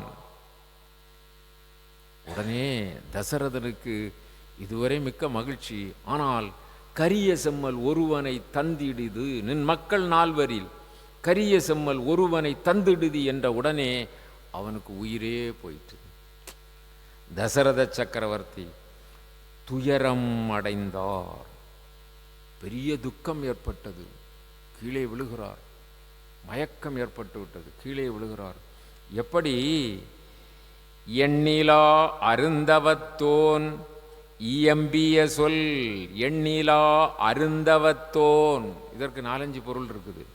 எண்ணிலா அருந்தவத்தோன், ஒரு எண்ணமும் இல்லாமல் காமதேனு பசுவை கேட்டவன். எண்ணிலா அருந்தவத்தோன், எண்ணிலா அருந்தவத்தோன், பெரிய எண்ணி சொல்ல முடியாத அவன் தவத்தை, அவ்வளவு மேலான தவம் உடையவன் அவன். வசிஷ்டரிடம் கேட்க வேண்டாம். எண்ணில், அவன் எண்ணினாலே ஆவரும், எண்ணில் ஆவரும் தோற்றான். இப்படி பொருள் அதற்கு இருக்கு. எண்ணிலா அருந்தவத்தோன் இயம்பிய சொல் மருமத்தின் எரிவேல் வாய்ந்த புண்ணிலாம் பெரும்புளையில் கனல் நுழைந்தது என. எப்படியாம் பாருங்கள், அந்த அந்த அந்த எண்ணிலாத தவத்தை உடைய பெரும் தவசீலனாகிய விஸ்வாமித்திரர் அப்படி கேட்ட மாத்திரத்திலே ஒரு பெரிய வேல் பாய்ந்த புண் நெஞ்சிலே இருக்கிறது. அந்த புலை, அதாவது அது ஒரு பேடு போல இருக்கிறது. அதை உருவிவிட்டால் பேடு தானே, அதற்குள்ளே நல்ல கட்டி தீயை கனலை உள்ளே சொருகினால் எப்படி இருக்கும்? அது மாதிரி எண்ணிலா அருந்தவத்தோன் இயம்பிய சொல் மருமத்தின் எரிவேல் பாய்ந்த புண்ணிலாம் புலையில் பெரும்புலையில், புண்ணாகிய அந்த பெரும் புலையில் கனல் நுழைந்தால் என அந்த பெரிய எரிய கொல்லிக்கட்டையை கொண்டு நுழைச்சது போல கனல் நுழைந்தால் என செவியில் புகுதலோடும். இவர் ராமனை தா என்று கேட்ட மாத்திரத்திலே அது செவியில் புகுந்த மாத்திரத்தில் கண்ணிலான் பெற்றிழந்தான் என உழன்றான் கடுந்தொழில் காலவேலான். எப்படி இருந்ததாம்? கண் இல்லாதவனாக இருந்தான், பிள்ளை பேர் இல்லை அல்லவா? பிறகு கண் கிடைத்தது, பிள்ளைகள் கிடைத்தது. மீண்டும் இழந்து விட்டால் உள்நிலாவிய துயரம் பிடித்து உந்த, அவனுடைய துயரம் அவனை பிடித்து உந்த ஆர் உயிர் நின்று ஊசலாட, அவனுடைய உடலிலே உயிர் ஊசலாடுகிறது, வெளியே போகவா உள்ளே இருக்கவா ஊசலாடுது. ஆர் உயிர் நின்று ஊசலாட கண்ணிலான் பெற்றிழந்தான் என உழந்தான் கடுந்துயரம் காலவேலான். அப்படி தசரதன் அப்படி சோர்ந்து பொத்தென்று கீழே விழுந்தான். மயக்கம் ஏற்பட்டது. பெருந்துயரத்தை அவனால் தாங்கிக் கொள்ள முடியவில்லை. ஒருவாறு மயக்கம் நீங்கி, அவன் அரசன் அல்லவா, எப்படி இருந்தாலும் ஒருவாறு மயக்கம் நீங்கி தெளிவு பெற்று அவன் எழுகின்றான். அவன் எப்படி என்றால், தொடை ஊற்றின் தேன்துளிக்கும் நறுந்தாரன், அழகான மலர் மாலை அது தேன் சிந்துகிறது. அப்படிப்பட்ட புதுமலரால் தொடுத்த கட்டிய அந்த அருமையான மலர் மாலையை அணிந்திருக்கின்ற அந்த தசரதன் ஒரு வண்ணம் துயர் நீங்கி, ஒரு வண்ணம் அவன் ஆறுதல் அடைந்து மயக்கம் நீங்கி அவன் சொல்லுவான். எழுந்து சுவாமியை வணங்கி விஸ்வாமித்திரரை வணங்கி கூனி குறுகி சொல்லுகிறான், சுவாமி படை ஊற்றம் இளன் சிறியன், சுவாமி மன்னிக்க வேண்டும், இவனோ சிறுவன், ராமன் மிகச் சிறியவன், இளம் வயது, அவனுக்கு படையூற்றம் இலை, படைப்பயிற்சி அவனுக்கு இன்னும் அப்படிப்பட்ட அனுபவத்தை கொடுக்கவில்லை. படையூற்றம் இளன் சிறியன், அவன் ரொம்ப சிறு வயது.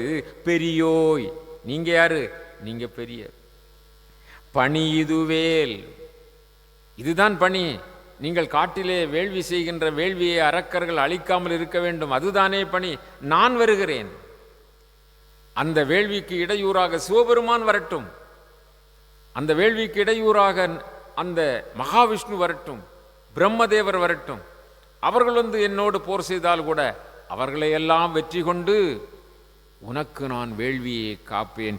இவன் படையூற்றம் இளன், இவனுக்கு படைப்பயிற்சி போதாது, சிறியன், இவன் பெரியோய். பணி இதுவேல், இதுதான் நீங்கள் பணிக்கக்கூடிய பணியாக இருந்தால் உங்கள் வேள்வியை காக்க வேண்டும் என்று சொல்லுகின்ற அந்த பணிதான், அந்த பணி மட்டும்தான் என்று சொன்னால், ஒருவேளை பனி நீர் கங்கை, அந்த கங்கையை சடாமுடியில் அடைந்திருக்கின்ற அந்த சடையானாகிய அந்த புரந்தரனும் அந்த சிவபெருமானும், இல்லை நான்முகனும், இல்லை இவர்களோடு சேர்ந்து பிரம்மாவோடு சேர்ந்து திருமால், இவர்கள் போன்ற யாராக வந்தாலும், அவர்கள் வேள்விக்கு இடையூறாக வந்தால் கூட அவர்கள் செய்யும் இடையூற்றுக்கு இடையூறாய் யான் காப்பன், அவர்கள் செய்கின்ற இடையூறுகளை எல்லாம் தகர்த்து நான் உன்னுடைய வேள்வியை காப்பேன். இடையூற்றுக்கு இடையூறாய் யான் காப்பேன். பெருவேள்விக்கு, நீங்கள் செய்ய பெருவேள்விக்கு எழுக, எழுங்கள் போம், அப்படி என்று சொல்லி அந்த தசரத சக்கரவர்த்தி சொன்னார். உடனே இப்படி சொன்ன உடனே நாம் ராமனை கேட்டோம், அவன் தான் வருகிறேன் என்று சொல்கிறான், எவ்வளவு எருமாப்பு, அப்படி என்று சொல்லி விஸ்வாமித்திரருக்கு கோபம் வந்து விட்டது. அவருடைய கண்கள் கொவ்வை பழம் போல சிவந்தன, புருவம் நெற்றியில் ஏறுகிறது. கோபம் வந்தால் சிலருக்கு புருவம் மேலே ஏறும், அப்படி புருவம் மேலே ஏறுகிறது. அவருடைய கோபத்துக்கு அளவே இல்லை. சீற்றத்தோடு எழுந்தார். அப்படி எழுந்து அவருடைய அந்த கோப அக்னியினாலே உலகமே அழிந்து விடுமோ என்று தேவர்கள் பயந்தார்கள். இந்த சந்தர்ப்பத்தில் என்ன நடக்குமோ, யாருக்கு எந்த சாபம் கிடைக்குமோ சொல்ல முடியவில்லையே என்று சொல்லி எல்லோரும் பயந்தார்கள். இதை பார்த்தார் அங்கு இருந்த வசிஷ்ட மகரிஷி. இந்த விஸ்வாமித்திரர் கோபம் வந்துவிட்டால் எதையும் செய்து விடுவார் என்பது அவருக்கு தெரியும். இவரால் எதையும் சாதிக்க முடியும். அப்படிப்பட்டவர். பிள்ளைகளை சபித்து விடலாம், தசரதனை சபித்து விடலாம், அல்லது வேறு எந்த காரியத்தையும் செய்து விடலாம். இவருடைய கோபம் அப்படிப்பட்டதாக இருக்கிறது என்று நினைந்து பொறுத்து கொள்ளுங்கள், கொஞ்சம் பொறுங்கள் என்று அந்த விஸ்வாமித்திரரை சொல்லிவிட்டு தசரத சக்கரவர்த்தியை பார்த்து சொல்லுவார், தசரத சக்கரவர்த்தியே, இந்த விஸ்வாமித்திரர் கேட்பது சாதாரணமான காரியத்திற்கு அல்ல. உன் ராமனுக்கு ஏதேதோ சம்பத்துக்கள் வந்து வாய்க்கப் போகிறது, மங்களம் வந்து வாய்க்கப் போகிறது. சாதாரணமாக அவர் வந்து அழைக்கவில்லை. ஆகவே நீங்கள் அவரை நம்பி ராமனை விடலாம். நீங்கள் எதுவும் சங்கோசப்பட வேண்டாம், வருந்த வேண்டாம். ராமனை கேட்பதற்கும் அர்த்தம் இருக்கிறது, ராமனுக்கு பெருமை சேருகிறது என்பதும் திண்ணம்.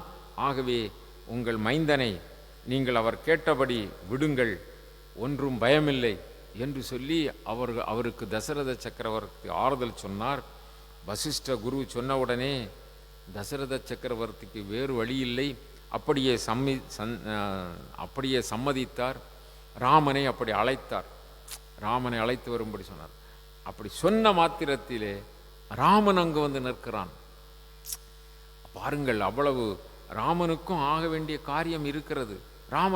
ராமன் வந்தால் அவனுடைய ராமபிரானுடைய நிழல் போல இலக்குவன் வருவான். இலக்குவனும் அங்கே சேர்ந்து வந்தார்கள்.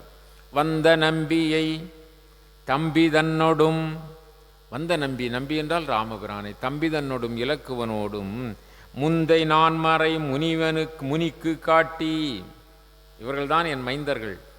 முந்தை நான்மறை முனி விஸ்வாமித்திரரை பார்த்து, சுவாமி இவர்கள்தான் என் மைந்தர்கள்.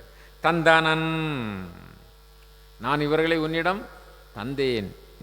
நீங்கள் யார் இனி? நீங்கள் தான் இவர்களுக்கு தந்தை, நீ தனி தாயும் நீ. இவர்களுக்கு நீங்கள் தந்தையும் நீங்கள்தான், தாயும் நீங்கள்தான். நீங்கள்தான் இவங்களை கவனித்துக் கொள்ள வேண்டும். எந்தை தந்தனன், தசரத சக்கரவர்த்தியாகிய நான், இவர்களுடைய தந்தையாகிய நான், எந்தை தந்தனன் இயந்த செய்கை என்றான். இவர்களுக்கு என்ன செய்ய முடியுமோ அதை நீங்கள் செய்யுங்கள், தந்தேன் அப்படி என்று சொல்லி அப்படியே ஒப்படைத்தார். விஸ்வாமித்திரர் இவர்களை அழைத்து கொண்டு அப்படி போகிறார். போகும்பொழுது இதுவரை இவர்கள் அரண்மனையிலிருந்து வெகு தூரம் போனது இல்லை. அவர்கள் குருகுலம் போவார்கள், அப்படியே நகரை சுற்றுவார்கள், அவ்வளவுதான். சிறிய யாத்திரை தான், சிறு வயது தானே. இப்பொழுது சரையூ நதி, அந்த அயோத்தியினுடைய எல்லையிலே சரையூ நதி பாய்கிறது. அந்த சரையூ நதிக்கு வந்தார்கள். அப்படி வந்து அங்கிருக்கின்ற சோலையிலே கொஞ்சம் இளைப்பாறினார்கள். இளைப்பாறி அங்கேயே இரவு பொழுதை கழித்தார்கள். அதன் பிறகு காலை பொழுதிலே அங்கிருந்து ஆற்றை கடந்து அவர்கள் காமேஸ்வரம் என்று சொல்லுகின்ற ஒரு பகுதி, அந்த இடத்திற்கு போகிறார்கள். அந்த வனத்திலே பச்சி பறவைகளெல்லாம் இருக்கின்றன. காமாச்சிரமம் அதற்கு பெயர். இதற்கு ஏன் இந்த பெயர் வந்தது என்று கேட்டார் ராமபிரான். அப்பொழுது அவர் சொல்லுகிறார், சிவபெருமானை காமன் மலர் அம்பு விட்டு அவரை எய்தான். அப்பொழுது கோபம் கொண்ட அந்த சிவபெருமான் அந்த மன்மதனை, காமனை எரித்தார்.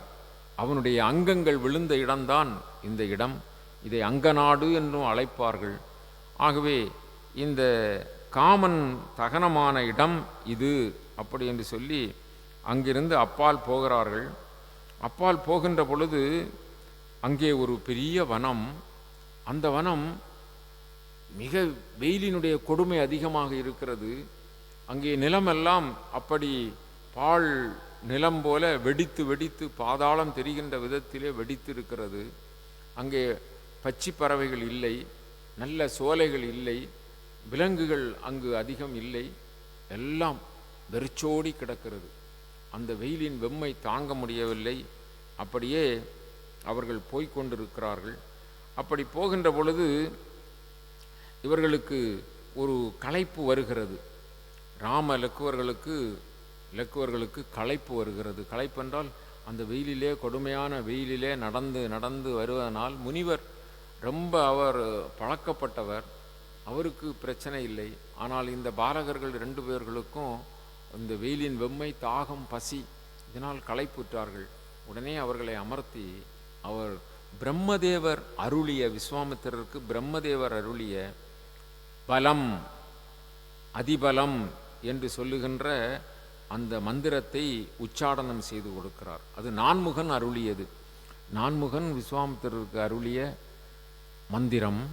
அது பலம், அதிபலம் என்ற பெயர் உடையது. அதை உச்சாடனம் செய்து இவர்கள் ராமலக்குவர்கள் அதை உள்வாங்கி கொண்டார்கள். உள்வாங்கி கொண்டு அந்த மந்திரத்தை உச்சாடனம் செய்த மாத்திரத்திலே என்ன ஆனது? இவர்களுக்கு பலம், தைரியம், பசி ஏற்படவில்லை, தாகம் ஏற்படவில்லை. அப்படி இவர்கள் சிறப்பான நிலையிலே நல்ல தைரியசாலிகளாக ஆகிவிட்டார்கள். அங்கிருந்து பிறகு சென்று கொண்டிருக்கிறார்கள். அவர்கள் செல்லுகின்ற பொழுது அங்கே தாடகாவனம் என்று சொல்லுகின்ற ஒரு வனம். அந்த வனத்தில் எந்த ஒரு சிறப்பு அம்சமும் இல்லை. அப்படி வெயிலின் கொடுமை அது மட்டுமல்ல, பறவை பட்சிகள் இல்லை. அதோடு மட்டுமல்ல, நல்ல பழங்களை கொடுக்கக்கூடிய மரங்கள் இல்லை. எல்லாம் தீமை நிலையிலே இருக்கின்றது. எரிந்து கரிந்தது போல் இருக்கின்றது. ஆங்காங்கே தோன்றுகின்ற காணல் நீர் இருக்கிறதா, அது வெள்ளியை அப்படி உருக்கிவிட்டது போல தோன்றி மறைகிறது. இப்படிப்பட்ட அந்த கானகத்திற்கு சென்றார்கள். ஏன் இது இப்படி இருக்கிறது அப்படி என்று சொல்லி விஸ்வாமித்திரரிடம் ராமர் கேட்கிறார். அப்பொழுது அந்த விஸ்வாமித்திரர் சொல்லுவார், இங்கே அந்த சுகேது என்று சொல்லுகின்ற ஒரு யட்சன், சுகேது என்று சொல்லுகின்ற யட்சன், அந்த யட்சனுக்கு பல வருடங்கள் பிள்ளை பேறு இல்லை. அதனாலே அந்த சுகேது தவம் செய்தார். தவம் செய்து அந்த தவத்தின் பலனாக அவருக்கு ஒரு பிள்ளை பிறந்தது, பெண் குழந்தை பிறந்தது. அப்பொழுது வானத்திலே அசரீரியாக அந்த பெண் குழந்தை 1000 யானை பலத்தை உடையவளாக இருப்பாள் அப்படி என்று சொல்லி அந்த அசரீரி கேட்டது. அவ்வண்ணம் இந்த பெண் நல்ல பலசாலியாக வளர்ந்தாள். அவளுக்கு தாடகை என்று பெயர் சூட்டினார்கள். அதன் பிறகு பருவகாலம் வந்தவுடனே தாடகைக்கு சுந்தன் என்று சொல்லுகின்ற அந்த கணவன் வாய்க்கப்பெற்றான். சுந்தன் என்று சொல்லுகின்ற கணவனோடு வாழ்ந்து மாரீசன், சுவாகு என்று சொல்லுகின்ற பிள்ளைகளை பெற்றெடுத்தாள் தாடகை. ஒரு சமயம் இந்த அகஸ்தியர் அங்கு வருகை தந்த பொழுது இந்த சுந்தன் அவன் அதாவது தாடகையினுடைய கணவன், அவன் அகஸ்தியருக்கு இடையூறு செய்தான். உடனே அந்த அகஸ்தியர் கோபமுற்று சுந்தனுக்கு சாபம் கொடுத்து கொன்று விட்டார். நீ இறந்துபட்டு போவாயாக என்று சாபம் கொடுத்து கொன்று விட்டார்.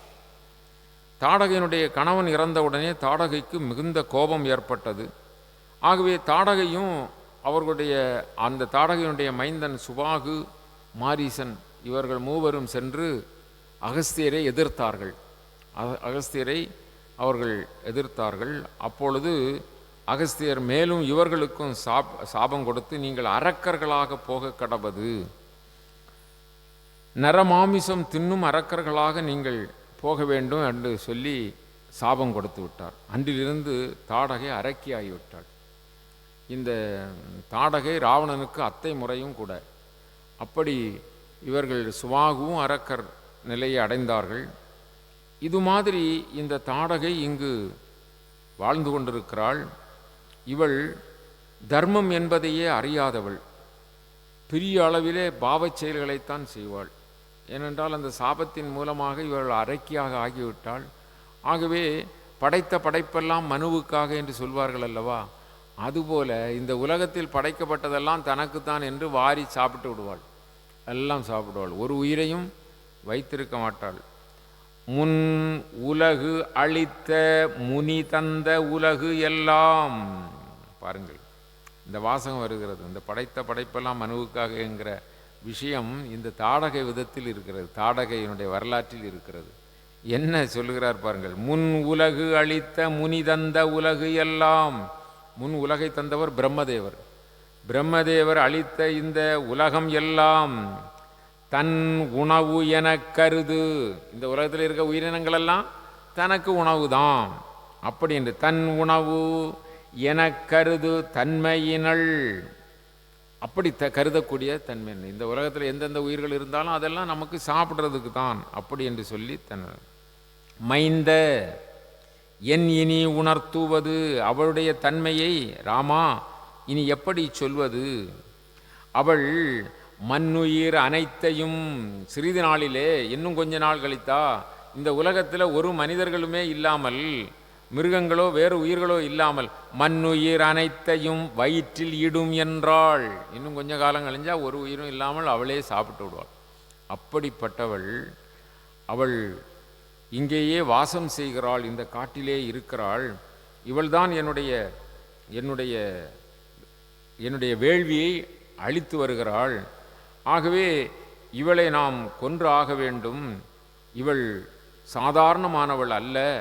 அப்படி என்று சொல்லி கொண்டிருக்கின்ற பொழுதே தாடகை அங்கு பெரிய கரிய மலையைப் போல வந்து நின்றாள். பெரிய நாக்கை நீட்டிக்கொண்டு அப்படி ஈறுப்பல்கள் வெளியே, அது தந்தம் போல வெளியேற, அது மாதிரி வந்து பெரிய கரிய உருவத்திலே தலைமுடியை அப்படி பரத்தி போட்டுவிட்டு கையிலே சூலம், தண்டம், வாள் எல்லாம் வைத்து கொண்டு வந்து நிற்கிறாள். அந்த கோர ரூபம் அதை பார்க்கவே பயமாக இருக்கிறது. அது மாதிரி ரூபத்தோடு வந்து நிற்கிறாள். ராமர் பார்த்தார். அதோ வந்து விட்டாள் அந்த அரக்கி தாடகை என்று விஸ்வாமித்திரர் சொன்னார். ராமர் பார்த்தார். இவள் சாதாரண பெண் அல்ல, இவள் இவள் பெரிய அரக்கி அப்படின்றார். ராமர் பார்த்தார். இவளை நீ சும்மா நினைக்காதே. அவர் நினைக்கிறார், ராமர் நினைக்கிறார், இவள் ஒரு பெண், பெண்ணை நம்மால் கொல்லக்கூடாது அப்படி என்று சொல்லி பெண் என்று நினைக்கிறார். உடனே விஸ்வாமித்திரருக்கு தெரிகிறது ராமன் பெண் என்று நினைக்கிறான் அப்படின்னு சொல்லி. உடனே அவர் சொல்லுவார், அப்பா ராமா, இவளை பெண் என்று நினைக்காதே, இவளுடைய வீரத்திற்கு அளவே இல்லை. 1000 யானைப்படம் உடையவர். தேவர்களாக இருந்தாலும் இவரை எதிர்க்க முடியாது, யாரால இருந்தாலும் இவளை கொல்ல முடியாது. பெரிய பெரிய வீரர்களாக இருக்கிறவர்களுடைய ஆண்மையெல்லாம் இவளிடம் பெண்மையாகிவிடும். திண்டோல் படைத்த மலை அணைய புஜம் உடையவர்களெல்லாம் இவரிடம் வந்து மண்டியிட்டு ஆக வேண்டும். அது மாதிரி இவள் ஒரு கால் வைத்தாள் என்றால் அந்த கால் தடம் பூமியிலே பதிந்தால் அது ஒரு பெருங்குளமாக நீர் பெருகிவிடும். அடுத்த கால் வைத்தால் அடுத்த குளம். அது மாதிரி பூமியே இவளை தாங்காது. அது மட்டுமல்ல, இவள் நல்லன என்று எதையும் நினைக்க மாட்டாள். எல்லாம் இவளுடைய எண்ணமெல்லாம் தீயதுதான். வேள்வியை அழிப்பது, நரமாமிசம் சாப்பிடுவது, எல்லா விலங்குகளையும் கொல்வது, தர்மத்திற்கு அப்பாற்பட்டவளாக இவள் இருக்கிறாள். இவளை பெண்ணென்று நினைக்காதே. ராமபிரானுக்கு அது எப்படி இருந்தாலும் பெண் அல்லவா அப்படி என்று நினைக்கிறார். ஆயினும் இந்த இந்த விஸ்வாமித்திரர் எல்லோரையும் கொன்று விடுவாள் என்று சொல்லுகிறார்கள். நீங்கள் இருக்க தானே செய்கிறீங்க என்ன அப்படி என்று மனதில் நினைக்கிறார். இவர் முனிவர் இங்கே இன்னைக்கு இருக்கத்தானே செய்கிறார். இவ கொல்லல, இதுவரை எல்லாவரையும் கொண்டு விடுவார் என்று கொள்வாள் என்று சொன்னார். உடனே அவர் சொல்லுகிறார், தீது என்று உள்ளவை யாவையும் செய்து. இந்த உலகத்தில் தீமை என்று எது இருக்கோ அதை அவளும் இவ செய்வா. தீது என்று உள்ளவை யாவையும் செய்து. என்னையான் கொல்லாமல் இருக்கிறான்னு தானே நினைக்கிறாராமா. என்னை கோது என்று உண்டிலள். இது என்ன, இந்த முருங்கைக்காயை சாப்பிட்டுட்டு கோதை போடுவோம்ல, அது மாதிரி இது எலும்புந்தோலுமா இருக்குது, இதில் சத்து இல்லைன்னிட்டு என்னை கோது என்று உண்டிலள். இத்தனையே குறை. அதுதான் குறைப்பா, வேற ஒன்றும் இல்லை. அவள் சாப்பிடணுன்னா சாப்பிட்ருப்பா. இது கோது என்று என்னை உண்டிலள். இத்தனையே குறை யாது என்று எண்ணுவது இக்கொடியாளை. இந்த கொடியவளாகிய இவளை நீ மாது என்று எண்ணுதியோ, மாது என எண்ணுதியோ மணிப்பூணினாய். அழகான மணிகளை பூண்டிருக்கின்ற ஸ்ரீ ராமச்சந்திர பிரபுவே, இவளை நீ பெண்ணென்று நினைக்கிறாயா? மாது என்று எண்ணுவதோ மணிப்பூணினாய். இவள் சாதாரணமானவள், தீது என்று யாவையும் செய்பவள். அவள் என்னை கோது என்று விட்டிருக்கிறாள். இக்கொடியாளை யாது என்று எண்ணுவது? அப்படி என்று சொல்லி சொன்னார். ராமபிரானுக்கு கொஞ்சம் இன்னும் அவள் பெண்ணல்லவா என்று சொல்லுகின்ற அழுக்கு இருக்கிறது. அதன் பிறகு விஸ்வாமித்திரர் சொல்லுவார், முன்னொரு காலத்தில் தானவராஜன் வீரசேனன் இருந்தான். தானவராஜன் வீரசேனன் என்ன, அந்த இரணியனுடைய வரிசையில் வந்தவன் வீரசேனன் என்பவன் இருந்தான். அவனுடைய மகள் மந்தரை அவள் கோபம் கொண்டு பூமி முழுவதும் அழிக்க முயன்றாள். என்ன, அவள் பெரிய கோபக்காரி. ஆகவே அவள் இந்த பூமியையே நான் அழித்து விடுவேன் என்று முயன்றாள். அந்த நேரத்தில் அவளை பெண் என்று பார்க்காமல் இந்திரன் அவளை கொன்றான். முன் உதாரணம் இருக்குது. என்ன, நீ பெண்ணென்று நினைக்காதே, இவள் பெண் அல்ல, அரைக்கி. அது மட்டுமல்ல, இவளிடம் எத்தனை வீரர்களுடைய புஜபலமும் செல்லாது. என்ன, யமன் கண்டால் இவனை கண்டால் பயந்து ஓடுவான். இவள் உயிரை யமனால் கூட பிடிக்க முடியாது, அப்படிப்பட்டவள். ஆகவே அந்த மந்தரையை இந்திரன் கொன்றான். அதனால் இந்திரனுக்கு பழி வந்து சேரவில்லை. தீதான காரியத்தை செய்த அந்த மந்தரையை கொன்றான். அது மட்டுமல்ல, பிருகு மகரிஷியின் மனைவி பெயர் கியாதி. பிருகு மகரிஷி பெரிய மகரிஷி. என்ன, அந்த மகரிஷியினுடைய மகள் பெயர் கியாதி. அவளுடைய மனைவியின் பெயர், அதாவது பிருகு மகரிஷியின் மனைவியின் பெயர் கியாதி. அந்த கியாதி சுக்ராச்சாரியாருடைய தாய். சுக்ராச்சாரியர் அசுரகுலத்து குருநாதர் இருக்கார் அல்லவா, சுக்ராச்சாரியருடைய தாய் தான் கியாதி. அந்த கியாதி தன் ஒழுக்க கேட்டினால் மிக கேவலமாக நடந்த பொழுது அவள் இந்திரன் மேல் கோபம் கொண்டு கொல்ல முற்பட்டாள். இந்திரனை கொல்வதற்காக முற்பட்டாள். அந்த கியாதி பிருகு மகரிஷியுடைய மனைவி. இப்படி பெரிய அந்தஸ்தில் இருந்தவள் கூட அவள் தகாத காரியங்களை செய்து இந்திரனை கொல்ல முற்பட்டாள். அப்பொழுது மகாவிஷ்ணு சக்கராயுதத்தால் அவளை கொன்றார். மகாவிஷ்ணு என்ன செய்தார்?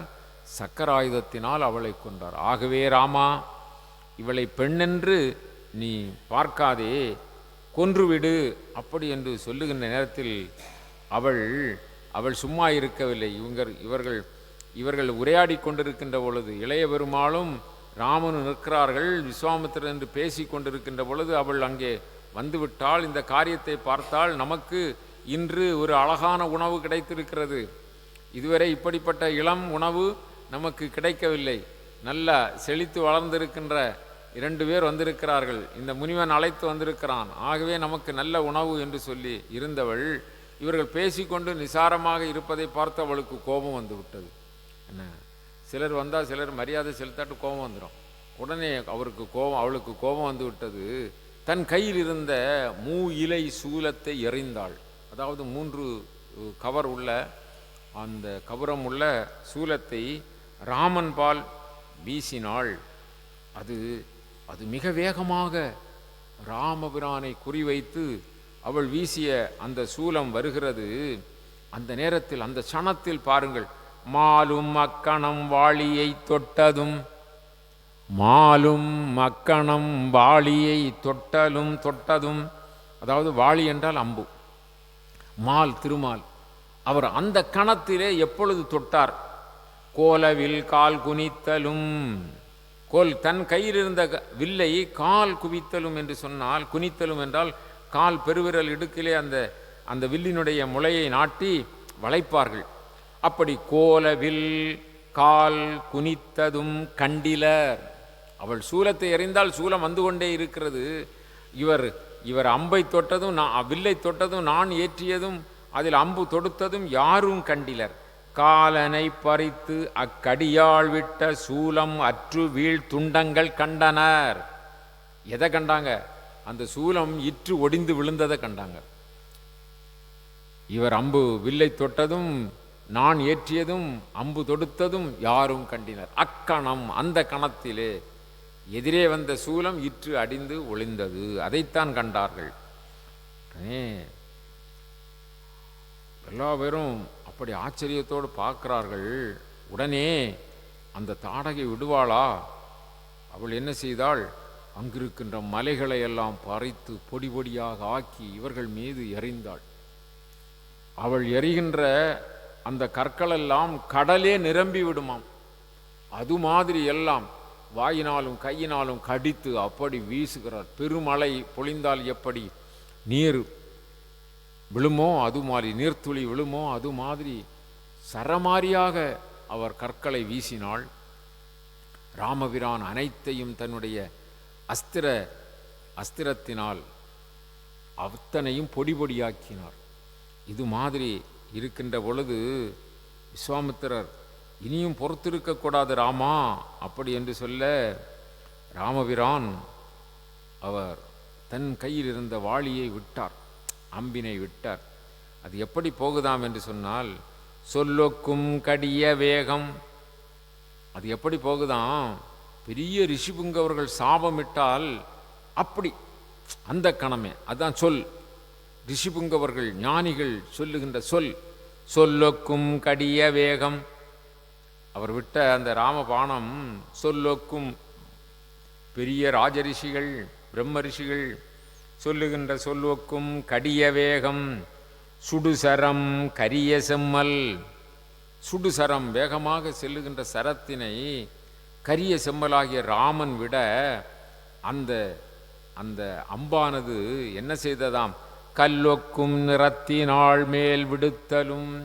அந்த அம்பினை பெரிய மலை போன்று நிற்கின்ற அந்த தாடகையினுடைய மார்பை நோக்கி விட்ட மாத்திரத்திலே அந்த கல் போன்ற நெஞ்சினை உடைய கல்வொக்கும் நிறத்தினாள் மேல் விடுத்தலும் வைரக்குன்ற கல்வொக்கும் அவருடைய மார்பிலே பாய்ந்து அங்கு தங்காது மார்பை பிளந்து கொண்டு அப்புறம் களன்று, மார்பிலே பாய்ந்து அந்த மார்பை பிளந்து அப்புறம் சென்றதாம். அது எது போல என்று சொன்னால், கல்லாத புல்லர்க்கு படிப்பறிவில்லாத படிக்காத மூடனாக இருக்கிற முட்டாள் என்று சொல்லுகின்ற அவர்களுக்கு, கல்லாத புல்லர்க்கு சொன்ன பொருள் என போயிற்று அன்றே. கல்லாத புல்லருக்கு நல்லோர் சொன்ன சொல், படிப்பறிவு இல்லாமல் அதாவது முரடனாக இருக்கின்ற அந்த பாவச்செயல் செய்கின்றவர்களுக்கு நல்லோர் வார்த்தை சொன்னால் அது எப்படி அவனுடைய காதுகளிலே தங்காது போய்விடுமோ, அதுபோல கல்லாத புல்லருக்கு நல்லோர் சொன்ன சொல் போல அந்த வைரக்குன்ற மார்பிலே பாய்ந்து ராமபாணம் மார்பை பிளந்து கொண்டு புறம் போயிற்று. தடால் என்று அடியற்ற மரம்போல் வீழ்ந்தாள் தாடகை.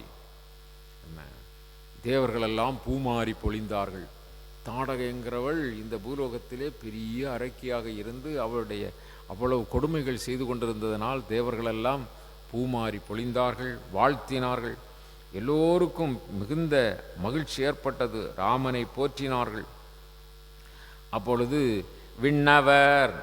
விண்ணவரெல்லாம் வந்து வாழ்த்துகிறார்கள். பூமழையினால் பொழிந்தார்கள். அந்த அந்த மிக கொடிய பாலைவனம் போன்று இருந்த அந்த பாலைவனத்திலே கொடியவளாகிய அந்த அந்த தாடகையினுடைய உடம்பிலிருந்து பாய்ந்த இரத்தமானது பெருக்கெடுத்து பரவி செவ்வானம் படர்ந்தது போல, அந்த நேரத்திலே மாலை சூரியனால் அந்த சிவந்த நிறத்து மேகம் இருக்கும் அல்லவா செவ்வானம், அது சூரியன் மறைந்த பிறகு பூமியில் வந்துவிட்டதோ என்று சொல்லுகின்ற விதத்திலே எங்கும் செம்மை படர்ந்து அப்படி இருந்தது. அந்த பாலைவனம் இப்பொழுது குளிர்ந்தது. எதனால் என்றால் தேவர்களெல்லாம் பூமாறி பொழிந்திருக்கிறார்கள். குளிர்ந்து அப்படி இருக்கின்ற தருணத்திலே அந்த அந்த தேவர்களெல்லாம் தங்களுக்கு சிறப்புடைய ஆயுதங்களை எல்லாம் ராமபிரானுக்கு கொடுத்தார்கள். கொடுத்து விண்ணவர்களெல்லாம் ராமபிரானை வாழ்த்தி அப்படியே வானுலகம் சென்றார்கள்.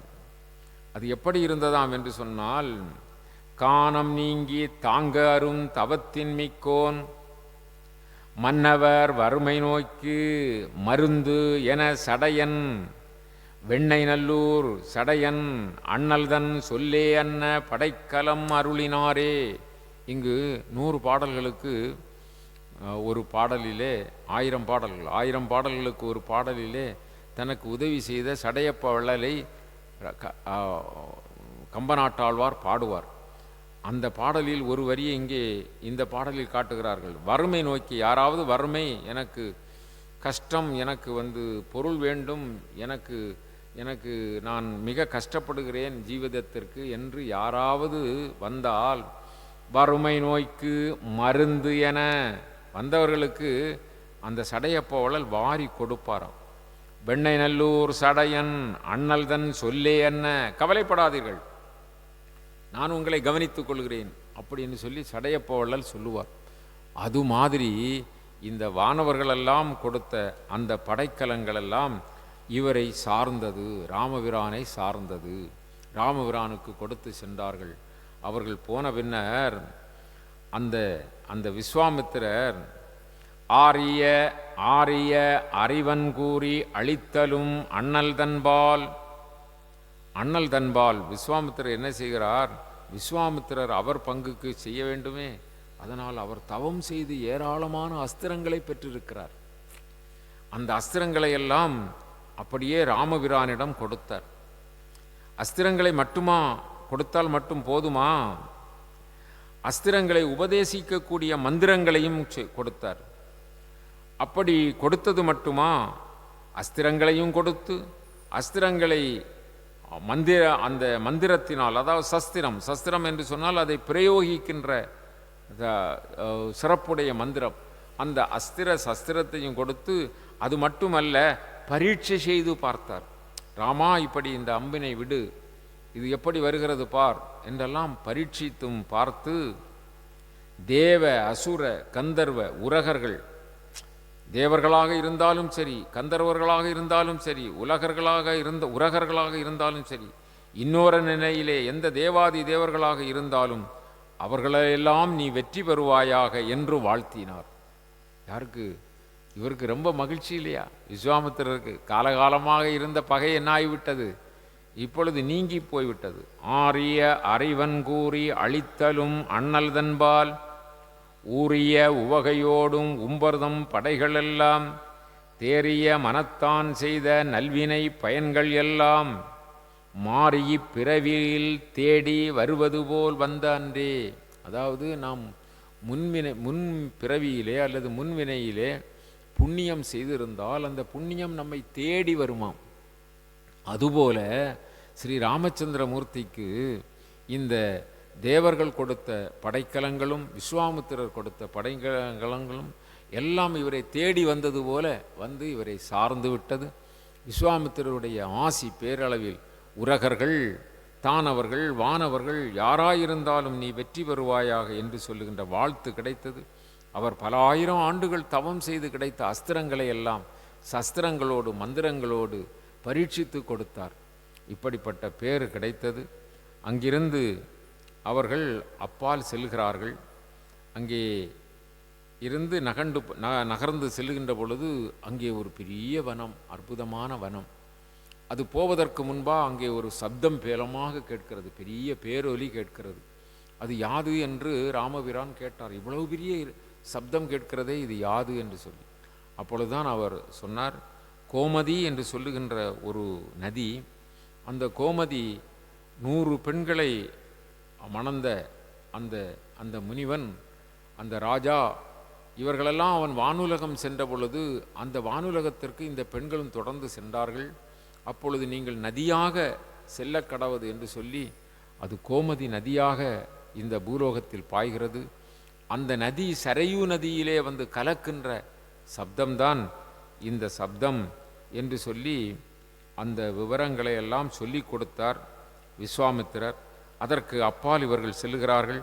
அப்படி செல்லுகின்ற பொழுது அங்கு பறவைகளெல்லாம் இனிய ஓசையை எழுப்புகின்றன. குயில் பாடுகிறது, மயில் ஆடுகிறது, நீர்ச்சுனைகளெல்லாம் ஆங்காங்கே பரவி ஓடுகின்றன. நல்ல சூழல் இருக்கிறது. மரங்களெல்லாம் கனிகளை பொழிந்து கொண்டிருக்கின்றன. நல்ல கனிவர்க்கங்களெல்லாம் எல்லா இடங்களிலும் இருக்கிறது. ரொம்ப அமைதி, ஆனந்தம், மகிழ்ச்சி அந்த அந்த வனத்திற்கு போன உடனே அளவில்லாத மகிழ்ச்சி ஏற்படுகிறது. உடனே ராமபிரான் கேட்கிறார் விஸ்வாமித்திரரை பார்த்து, சுவாமி, இவ்வளவு நாட்கள் நாம் கடந்து வந்த பாதையிலே இந்த வனம் ரொம்ப அற்புதமாக இருக்கிறதே, இது ரொம்ப ஆனந்தத்தை கொடுக்கிறதே, மனதுக்கு இங்கிதமாக இருக்கிறதே, இந்த வனம் அப்படி என்ன பெருமை இந்த வனத்திற்கு அப்படி என்று சொல்லி ராமபிரான் கேட்டவுடனே அந்த விஸ்வாமித்திரர் சொல்லுவார், ராமா, இது சித்தாசிரமம், அதாவது இந்த இந்த பகுதியில்தான் இதை சித்தாசிரமம் என்று சொல்கிறார்கள். இந்த சோலையில்தான் திருமால் பலகாலம் 1000 வருடங்கள் தவம் செய்தார். அதாவது திருமால் அவர் காசிப முனிவர் அதிதி தேவிக்கு வாமன அவதாரமாக தோன்றினார். காசிப முனிவர் அவருடைய மனைவி அதிதி, அவருக்கு வாமன அவதாரமாக தோன்றினார். அதற்கு முன்பிறவியிலே பிரச்சினி கற்பராக இருந்தார். பகவான் பிரச்சினி கற்பராக கசிபருக்கும் அந்த பிரச்சினிக்கும் பிறந்தார். அதன் பிறகு காசிப முனிவர் அடுத்த பிறவியிலே 3 பிறவியில் எனக்கு பிள்ளையாக வர வேண்டும் என்று அவர்கள் வரம் வேண்டிக் கொண்டார்கள். அதனால் அடுத்த பிறவியிலே காசிப முனிவர் அதிதிக்கு வாமனனாக அவதாரம் செய்தார். வாமனர் அப்படி என்று சொன்னால் குள்ளையாக இருப்பவர் என்பது பொருள். அவருடைய பெயர் இயற்பெயர் உபேந்திரர், உபேந்திரராக பிறந்தார். அப்படி அதற்கு அடுத்த பிறவியிலே அதுதான் வசுதேவருக்கும் தேவகிக்கும் கண்ணனாக பிறந்தார். அப்படி கண்ண அவதாரத்திற்கு முந்தி இந்த இந்த தம்பதியர்களுக்கு வாமனராக உபேந்திரராக தோன்றியிருக்கிறார். வாமனர் ரொம்ப குள்ளையாக தோன்றியிருக்கிறார். இந்த மகாபலி என்று சொல்பவர் இரணியனுடைய மகன் பிரகலாதன். இரணியனுடைய மகன் பிரகலாதன், பிரகலாதனுடைய மகன் வீரசேனன் சேனனுடைய மகன்தான் மகாபலி. இந்த மகாபலி பெரிய திறமை உடையவர், உலகங்களையும் வென்றார். அப்படி வென்று உலகத்திலும் இவருடைய ஆட்சி நடந்து கொண்டிருந்தது. ஆகவே இவர் பெரிய கௌரவத்திற்கு உட்பட்டவர். மகாபலி பெரிய வீரர். இந்த உலகங்களும் அவருடைய சாம்ராஜ்யம். இந்திரனை தோற்கடித்து விட்டார். அடுத்தாற்போல் இன்னும் அந்த பெரிய வேள்வி செய்ய வேண்டும் என்று சொல்லி அவர் பெரிய வேள்வி ஒன்றை ஏற்பாடு செய்து கேட்டவர்களுக்கெல்லாம் இந்த பூமியையே தானம் கொடுப்பேன் என்று சொல்லி அந்த அந்த விதமான ஒரு கௌரவத்தோடு பெரிய வேள்வி செய்தார். இந்திரன் தேவர்களெல்லாம் திருமாலை சென்று வணங்கி எங்களுக்கு கதி கொடுங்கள், இந்த மாவலி எல்லாவற்றையும் அவர் தானமாக கொடுக்க போகிறார், பெரிய வேள்வி செய்கிறார் அப்படி என்று சொல்லி வேண்டினார்கள். அதனால் இப்பொழுது இவர் உபேந்திரராக வாமனராக இந்த தம்பதியர்களுக்கு அவதாரம் செய்து அவர் இந்த வனத்திலே பலகாலம் தவம் செய்திருக்கிறார். இந்த சித்தாசிரமத்திலே அவர் தவம் செய்தார். அப்படி தவம் செய்து அந்த மகாபலியை அவர் செய்கின்ற வேள்விக்கு சென்றார். வேள்விக்கு சென்று அங்கு அவர் கேட்டதையெல்லாம் கொடுத்து கொண்டிருக்கின்ற பொழுது இந்த வாமனர் அங்கே சென்றவுடனே மகாபலி இவருடைய திருவடிகளை வணங்கி, சுவாமி, நீங்கள் வருகை தந்திருக்கிறீர்கள், அந்தணராக இருக்கின்ற நீங்கள் பெரிய தேஜஸ் உடையவர்களாக இருக்கின்றீர்கள், உங்களை வணங்குகின்றேன், உங்களுக்கு என்ன வேண்டும் என்று கேளுங்கள். அந்தணருக்கு எதுவும் வேண்டாமப்பா, நீங்கள் கேட்டதையெல்லாம் கொடுக்கக்கூடியவர்கள், உங்களிடம் என்ன கேட்டு பெற, எனக்கு ஒரு 3 அடி, என் காலடிக்கு 3 அடி மண் தந்தால் போதும் அப்படி என்று சொல்லி கேட்டார். அந்த நேரத்தில் மகாபலி ஒரு பெரிய தர்மசீலனும் சிறப்புக்கு உரியவரும் தான், பெரிய பக்தனும் கூட. ஏனென்றால் அந்த அந்த பிரகலாதனுடைய வம்சத்தில் வந்தவர் அல்லவா. ஆனால் இந்திரன் வேண்ட அந்த இவருடைய ஒரு அகங்காரத்தினாலே எல்லாவற்றையும் தானம் செய்கின்ற விதத்திலும் இந்திரனுடைய அந்த சாதாரண தேவ சபை நடைபெறாமலும் அப்படி இருக்கின்ற காரணத்தினால் அவர்களுக்கு இப்பொழுது இவரை கொண்டு பயம்தான். ஆகவே தான் அவர்கள் வேண்டிக் கொண்டார்கள். ஆகவே அவரோடு போர் செய்து மகாபலியை நாம் வீழ்த்த வேண்டும் என்பது பகவானுக்கு எண்ணம் இல்லை. அவருக்கு நல்ல சிறப்பு செய்ய வேண்டும் என்று தான் இப்படி வருகிறார். ஒரு குடையும் தாங்கி கொண்டு, கட்டை செருப்பும் போட்டுக்கொண்டு, துண்டு இடையிலே புல்லாணி கட்டி கொண்டு இப்படி அவர் வருகிறார். வந்தவர் அந்தணராக இருக்கிறார் என்று சொல்லி மகாபலி அவரை சென்று வணங்கி அவருக்கு வேண்டிய காரியங்கள் செய்து என்ன வேண்டும் என்று கேட்கிறார். அப்பொழுது அந்தணனுக்கு என்ன வேண்டும், வேறொன்றும் இல்லை, ஒரு 3 அடி மண் கொடப்பா அப்படின்னு கேட்டார். அவர் நான் தருகிறேன் என்று முதலில் நான் கேட்பது தருவாயா என்று கேட்டுவிட்டு தான் கேட்டார். அவன் தருகிறேன் என்று சொன்னார். அதே மாதிரி இவர் 3 அடி மண் கேட்ட உடனே அங்கே பக்கத்திலே சுக்கராச்சாரியார் இருக்கிறார். சுக்கராச்சாரியாருக்கு தெரிகிறது வந்திருப்பவர் சாதாரணமான ஒரு அந்தணர் அல்ல, என்ன அந்தணர் பிள்ளை அல்ல, ஒரு சிறிய கோலத்தில் இருப்பவர் அல்ல, இவருடைய உரு வேறு, இவர் மகாவிஷ்ணு என்பது சுக்கராச்சாரியாருக்கு தெரிகிறது. ஆகவே இவர் வந்திருப்பவர் இவ்விடத்தில் இருப்பவர் சாதாரணமானவர் அல்ல, மகாவிஷ்ணுவே இப்படி வந்திருக்கிறார். ஆகவே மகாபலியே நீ கொடுக்காதே அப்படி என்று தடுத்தார். இவர் 3 அடி மண் தந்தேன் தருகிறேன் என்று சொல்லியும் விட்டார் அல்லவா. இப்பொழுது சொல்லுவார், கொடுக்கின்ற கொடையை தடுப்பவர் உண்டோ? என்ன, யாராவது ஒருத்தர் காரியத்துக்காவது நல்ல காரியத்துக்கு கொடுத்தால் கொடுக்காதே என்று சொல்லக்கூடாது. அப்படி சொல்வது பெரிய தவறு, பெரிய பாவமா. ஆகவே கொடுப்பதை தடுப்பது பெரிய பாவம். ஆக என் கை கீழே என் கை மேலே இருக்க மகாவிஷ்ணுவா வந்து என்னிடம் யாசகம் கேட்க வந்திருக்கிறார், அவர் கை கீழே தானே இருக்கிறது. ஆகவே நான் பெரியவன் தானே, எவ்வளவு பெருமை எனக்கு. ஒரு தானம் மகாவிஷ்ணுவுக்கு கொடுத்தேன் என்று சொன்னால் எவ்வளவு பெரிய தானம். நீர் தடுக்காதீர். தடுப்பது அது ஒரு நியாயமோ என்ன? அதற்கு சொல்லுவார், அதற்கு உதாரணம் சொல்லுகின்ற பொழுது சொல்லுவார், பெரிய துறவு உள்ளவன் அப்படி செய்ய மாட்டான், நீங்கள் அப்படி செய்யக்கூடாது, இது பெரிய பாவம், பஞ்சமா பாதகத்தில் ஒன்று, கொடுப்பதை தடுப்பது பெரிய பாவம் என்று சொல்லி அவர் முன்னிலையிலே சொல்லிவிட்டு, அவர் வேறு வழி இல்லை, அவர் குருநாதர், இவர் அதை மீறி நான் கொடுக்கின்றேன் என்று சொல்லி கொடுக்கதை நீங்கள் தடுக்காதீர்கள் என்ற உடனே அவர் சும்மா இருக்கிறார். அப்பொழுது தாரை வார்த்து கொடு என்று சொல்ல அதிலே அவர் கெண்டி எடுத்து தண்ணீர் விடுகின்ற பொழுது இவர் இப்பொழுதாவது தடுப்போம் என்று, தண்ணி விழாமல் தடுப்போம் என்று சொல்லி உள்ளே வண்டு ரூபமாக சுக்கராச்சாரியார் போய் உட்கார்ந்து கொண்டார். அவர் சிறிய அந்த புல்லை எடுத்து அவர் அதிலே அந்த சுக்கராச்சாரியார் தண்ணீர் விழாமல் தடுக்கிறார் என்று அந்த வாமனர் அறிந்து அதில் ஒரு புல்லை சொருகினார். அது அவர் கண்ணில் பட்டது. இது ராமாயணத்தில் அந்த கவிகளிலே வரவில்லை, ஆனால் இது கர்ண பரம்பரை செய்தி. அதில் ஒரு கண் அவருக்கு சுக்கராச்சாரியாருக்கு குருடாகி போய்விட்டது. அப்படி நீர் வார்த்து கொடுத்த மாத்திரத்திலே இந்த உபேந்திரர் வாமனனாக வந்த அந்த பரம்பொருள் அப்படி அவருடைய பாதமே இந்த உலகம் முழுவதும் பரவிவிட்டதாம். அவருடைய பாதம் திருவடி இருக்கிறதல்லவா, அந்த ஒற்றை காலை ஊன்றிய அந்த பாதமே இந்த உலகம் முழுவதும் பறந்து விட்டதாம். அப்படி என்றால் எவ்வளவு பெரிய உருவம் பாருங்கள். இந்த பாதமே இங்கு பரவிவிட்டது. ஒரு அடியை ஒரு திருவடியை மேலே தூக்குகிறார். அது வானுலகம் முகடு முட்ட போனதாம், முட்டை சென்றது. அடுத்த அடிக்கு எங்கே இடம்? அப்பொழுதுதான் இந்த மகாபலியிடம் கேட்ட பொழுது தலை தாழ்ந்து என் தலை மீது வையுங்கள் என்று கேட்கிறார். அப்பொழுது தலை மீது வைத்து அவரை பாதாள லோகத்திற்கு அனுப்புகிறார். அவருக்கு பெரிய சிறப்புகளெல்லாம் செய்தார். ஆகவே அப்படி திருவிக்கிரமனாக திருமால் வளர்ந்து இந்த காரியத்தை செய்து அந்த மகாபலிக்கும் நல்ல விமோசனங்கள் கொடுத்த அந்த பரம்பொருளாகிய மகாவிஷ்ணு இந்த வனத்திலே 1000 ஆண்டுகள் தவம் செய்திருக்கிறார். ஆகவே இந்த சித்தாசிரமம் மிக சிறப்புக்கு உரியது, இது மேலானது, இதனுடைய சிறப்பை யாரும் சொல்ல முடியாது. ஆகவேதான் ராமா இந்த இடத்திலே இந்த வனத்திலே நான் யாகம் செய்கிறேன். இங்குதான் நான் யாகம் செய்து கொண்டிருந்த இடம். இந்த இடத்தில் தான் இந்த தாடகை என்னுடைய யாகத்தை அரக்கர்கள் மூலம் அழித்தாள்.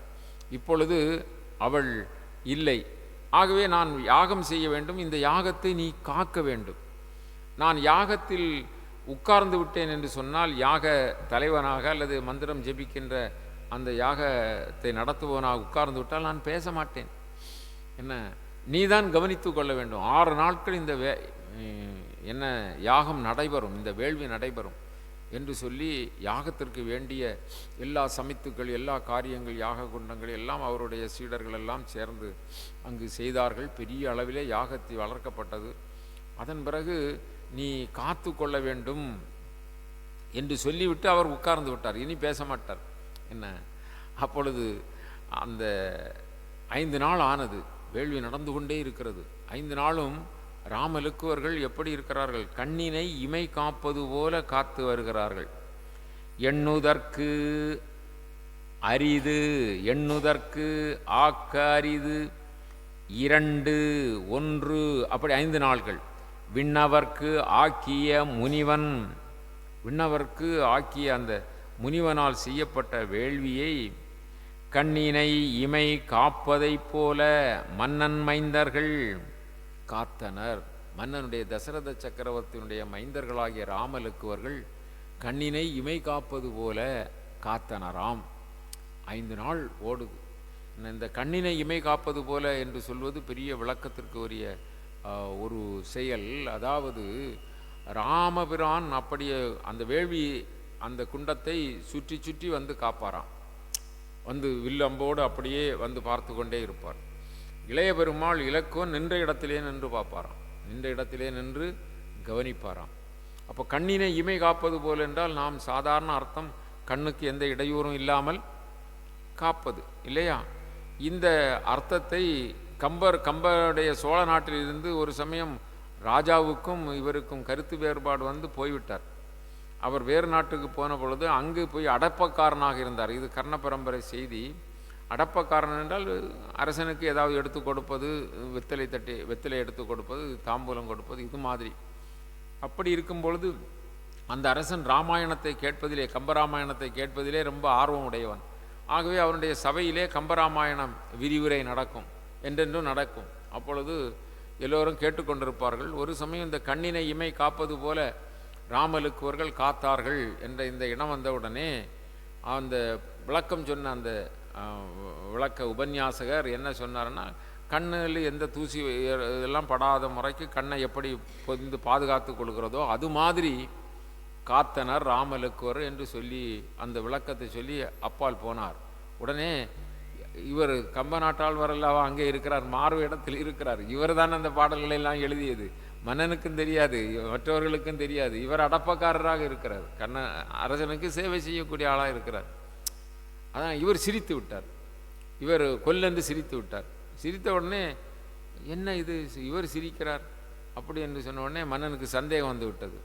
என்ன நீங்கள் சிரிக்கிறீர்கள், மற்றவர்களெல்லாம் கவனித்து கொண்டிருக்கார், நீங்கள் சிரிக்கிறீர்கள் அப்படின்னு சொன்ன உடனே இல்லை நான் சும்மா தான் சிரித்தேன் அப்படின்னு சொல்லி பார்த்தார். ஆனால் மன்னன் விட்டபாடில்லை, நீங்கள் சிரித்ததில் ஏதோ ஒரு காரணம் இருக்கிறது அப்படி என்று சொல்ல உடனே இதுக்கு பொருள் அப்படி அல்ல. அவர் சொல்லுகிறார், கண்ணினை இமை காப்பது போலன்னா தாழ்ந்த இமை இருந்த இடத்துல தான் இருக்கும், மேல் இமை போய் போய் வரும். என்ன அது மாதிரி ராமன் அந்த அந்த வேள்வி குண்டத்தை சுற்றி சுற்றி வருவான், மேலும் கீழும் வர்றது மாதிரி வருவான். அந்த இலக்குவன் நின்ற இடத்திலே நிற்பான். என்ன அதற்கு விளக்கம், ஓ அப்போ நீர் யார் என்று கேட்ட பிறகு கம்பர் என்று தெரிந்து ரொம்ப காரியங்கள்லாம் நடந்தது. அது அது தனி செய்தி. அப்படி கண்ணினை இமை காப்பது போல இந்த இருவரும் காத்து நிற்கிறார்கள். 5 நாள் ஆனது. 5 நாள் ஆனது. யாரும் வரவில்லை, எந்த அரக்கர்களும் வரவில்லை, யாரும் வந்து தீங்கு செய்யவில்லை. உடனே ராமபிரான் இந்த முனிவருக்கு வேலை இப்படி சொன்னார், அரக்கர்கள் வராரு, அது வராரு, இது வராருன்னு சொன்னார், ஆனால் ஒருத்தரும் வரலையே என்று சொல்லி முனிவர்கிட்ட கேட்கும்போது அவர் பேச முடியாதில்ல, அப்படி கை காட்டினார். இவர் சுற்றி வரும்போது அங்கு பார்த்தால் ஆயிரக்கணக்கான அசுரர்கள், என்ன வானம் முழுவதும் மேகமூட்டம் மாதிரி குவிந்து விட்டார்கள். அங்கிருந்து அந்த ரணங்கள், அதாவது இறந்த உடல்களை இந்த வேள்வியில் போடுவதற்கு தயாராக நிற்கிறார்கள். ஒருவருக்கொருவர் பல பெரிய ஆயுதங்களை எல்லாம் வைத்து கொண்டு தயாராக இருக்கிறார்கள். பார்த்தார் ராமபிரான். உடனே சரக்கூடம் கட்டினார். சரக்கூடம் பந்தல் அமைப்போம் அல்லவா, பந்தல் அமைத்தால் மேலிருந்து தண்ணீர் விழாதல்லவா, அது மாதிரி அந்த வேள்வி சாலையின் மேலே சரக்கூடம் அமைத்தார். சரக்கூடம் அமைத்து அவர்கள் எந்த கொடுமைகளும் செய்யாது தடுத்தார். அதிலே சுவாகு மாரீசன் 2 பேர்களும் உண்டு அந்த கூட்டத்தில். தாடகையினுடைய மைந்தர்கள். தாடகையை ராமபிரான் அளித்தார் அல்லவா, அது வேறு கோபம் இருக்கிறது, இங்கு வேள்வியை காக்க வந்திருக்கிறார் அப்படி என்று சொல்லி அவர்கள் எதிர்த்தார்கள். அப்பொழுது ராமபாணத்தை விட்டார் ராமபிரான். அது சுவாகுவை கொன்றது. சுவாகுவை கொன்றது. மாரீசன் கடலில் போய் ஒளித்தான். அவனை கொஞ்சம் விட்டு வைத்தது. என்ன ராமகாரியத்திற்கு இன்னும் அவன் பயன்பட வேண்டும் என்று நினைத்தாரோ என்னதோ என்ன, அவன் கடலிலே சென்று ஒளிந்து கொண்டான். அப்படி 6 நாள் வேள்வி சிறப்பாக நடைபெற்றது. அந்த வேள்வியை இவர்கள் காத்து நின்றார்கள். காத்து நின்றவுடனே வேள்வி ரொம்ப அமைதியாக ஆனந்தமாக அது பூர்ணாகுதி கொடுத்து பூரணமானது. எல்லோரும் தேவர்களெல்லாம் வாழ்த்தினார்கள். அவர் செய்கின்ற வேள்வி உலக சேமத்திற்காக. ஆகவே அந்த உலக சேமத்திற்காக நடந்த வேள்வி எந்த இடையூறும் இல்லாமல் இப்படி பல முறை அப்படி நடத்தி வேள்வியெல்லாம் தோற்று போய்விட்டது.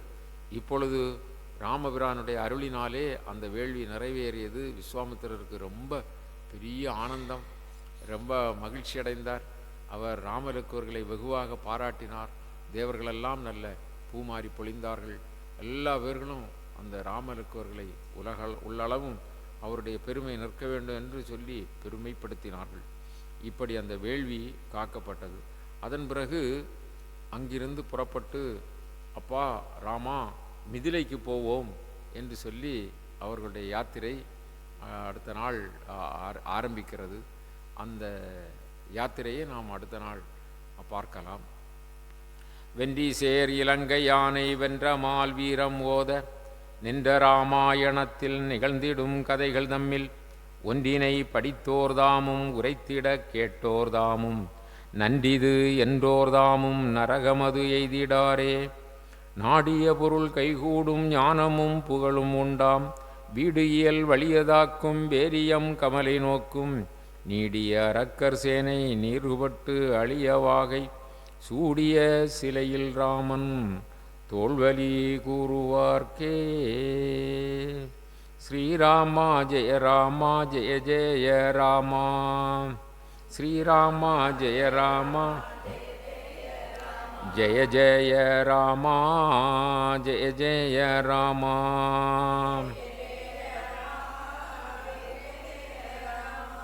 உலகலாம் அன்புமேவி ஒரு குலமாக வாழ்க, கலகமும் துயரும் வீழ்க, கருணையும் களிப்பும் பொங்க, நலமலாம் விளைய ஞான ஞாயிறு பொலிய நாளும் இலகுவாய் சுத்த ஜோதி இறைவனே போற்றி போற்றி. வாழ்க அந்தணர் வானவரானினம் வீழ்கதன் புனல் வேந்தனும் ஓங்குக, ஆழ்க தீயதெல்லாம் மரன் நாமமே சூழ்க, வையகம் துயர் தீர்கவே. ஆறு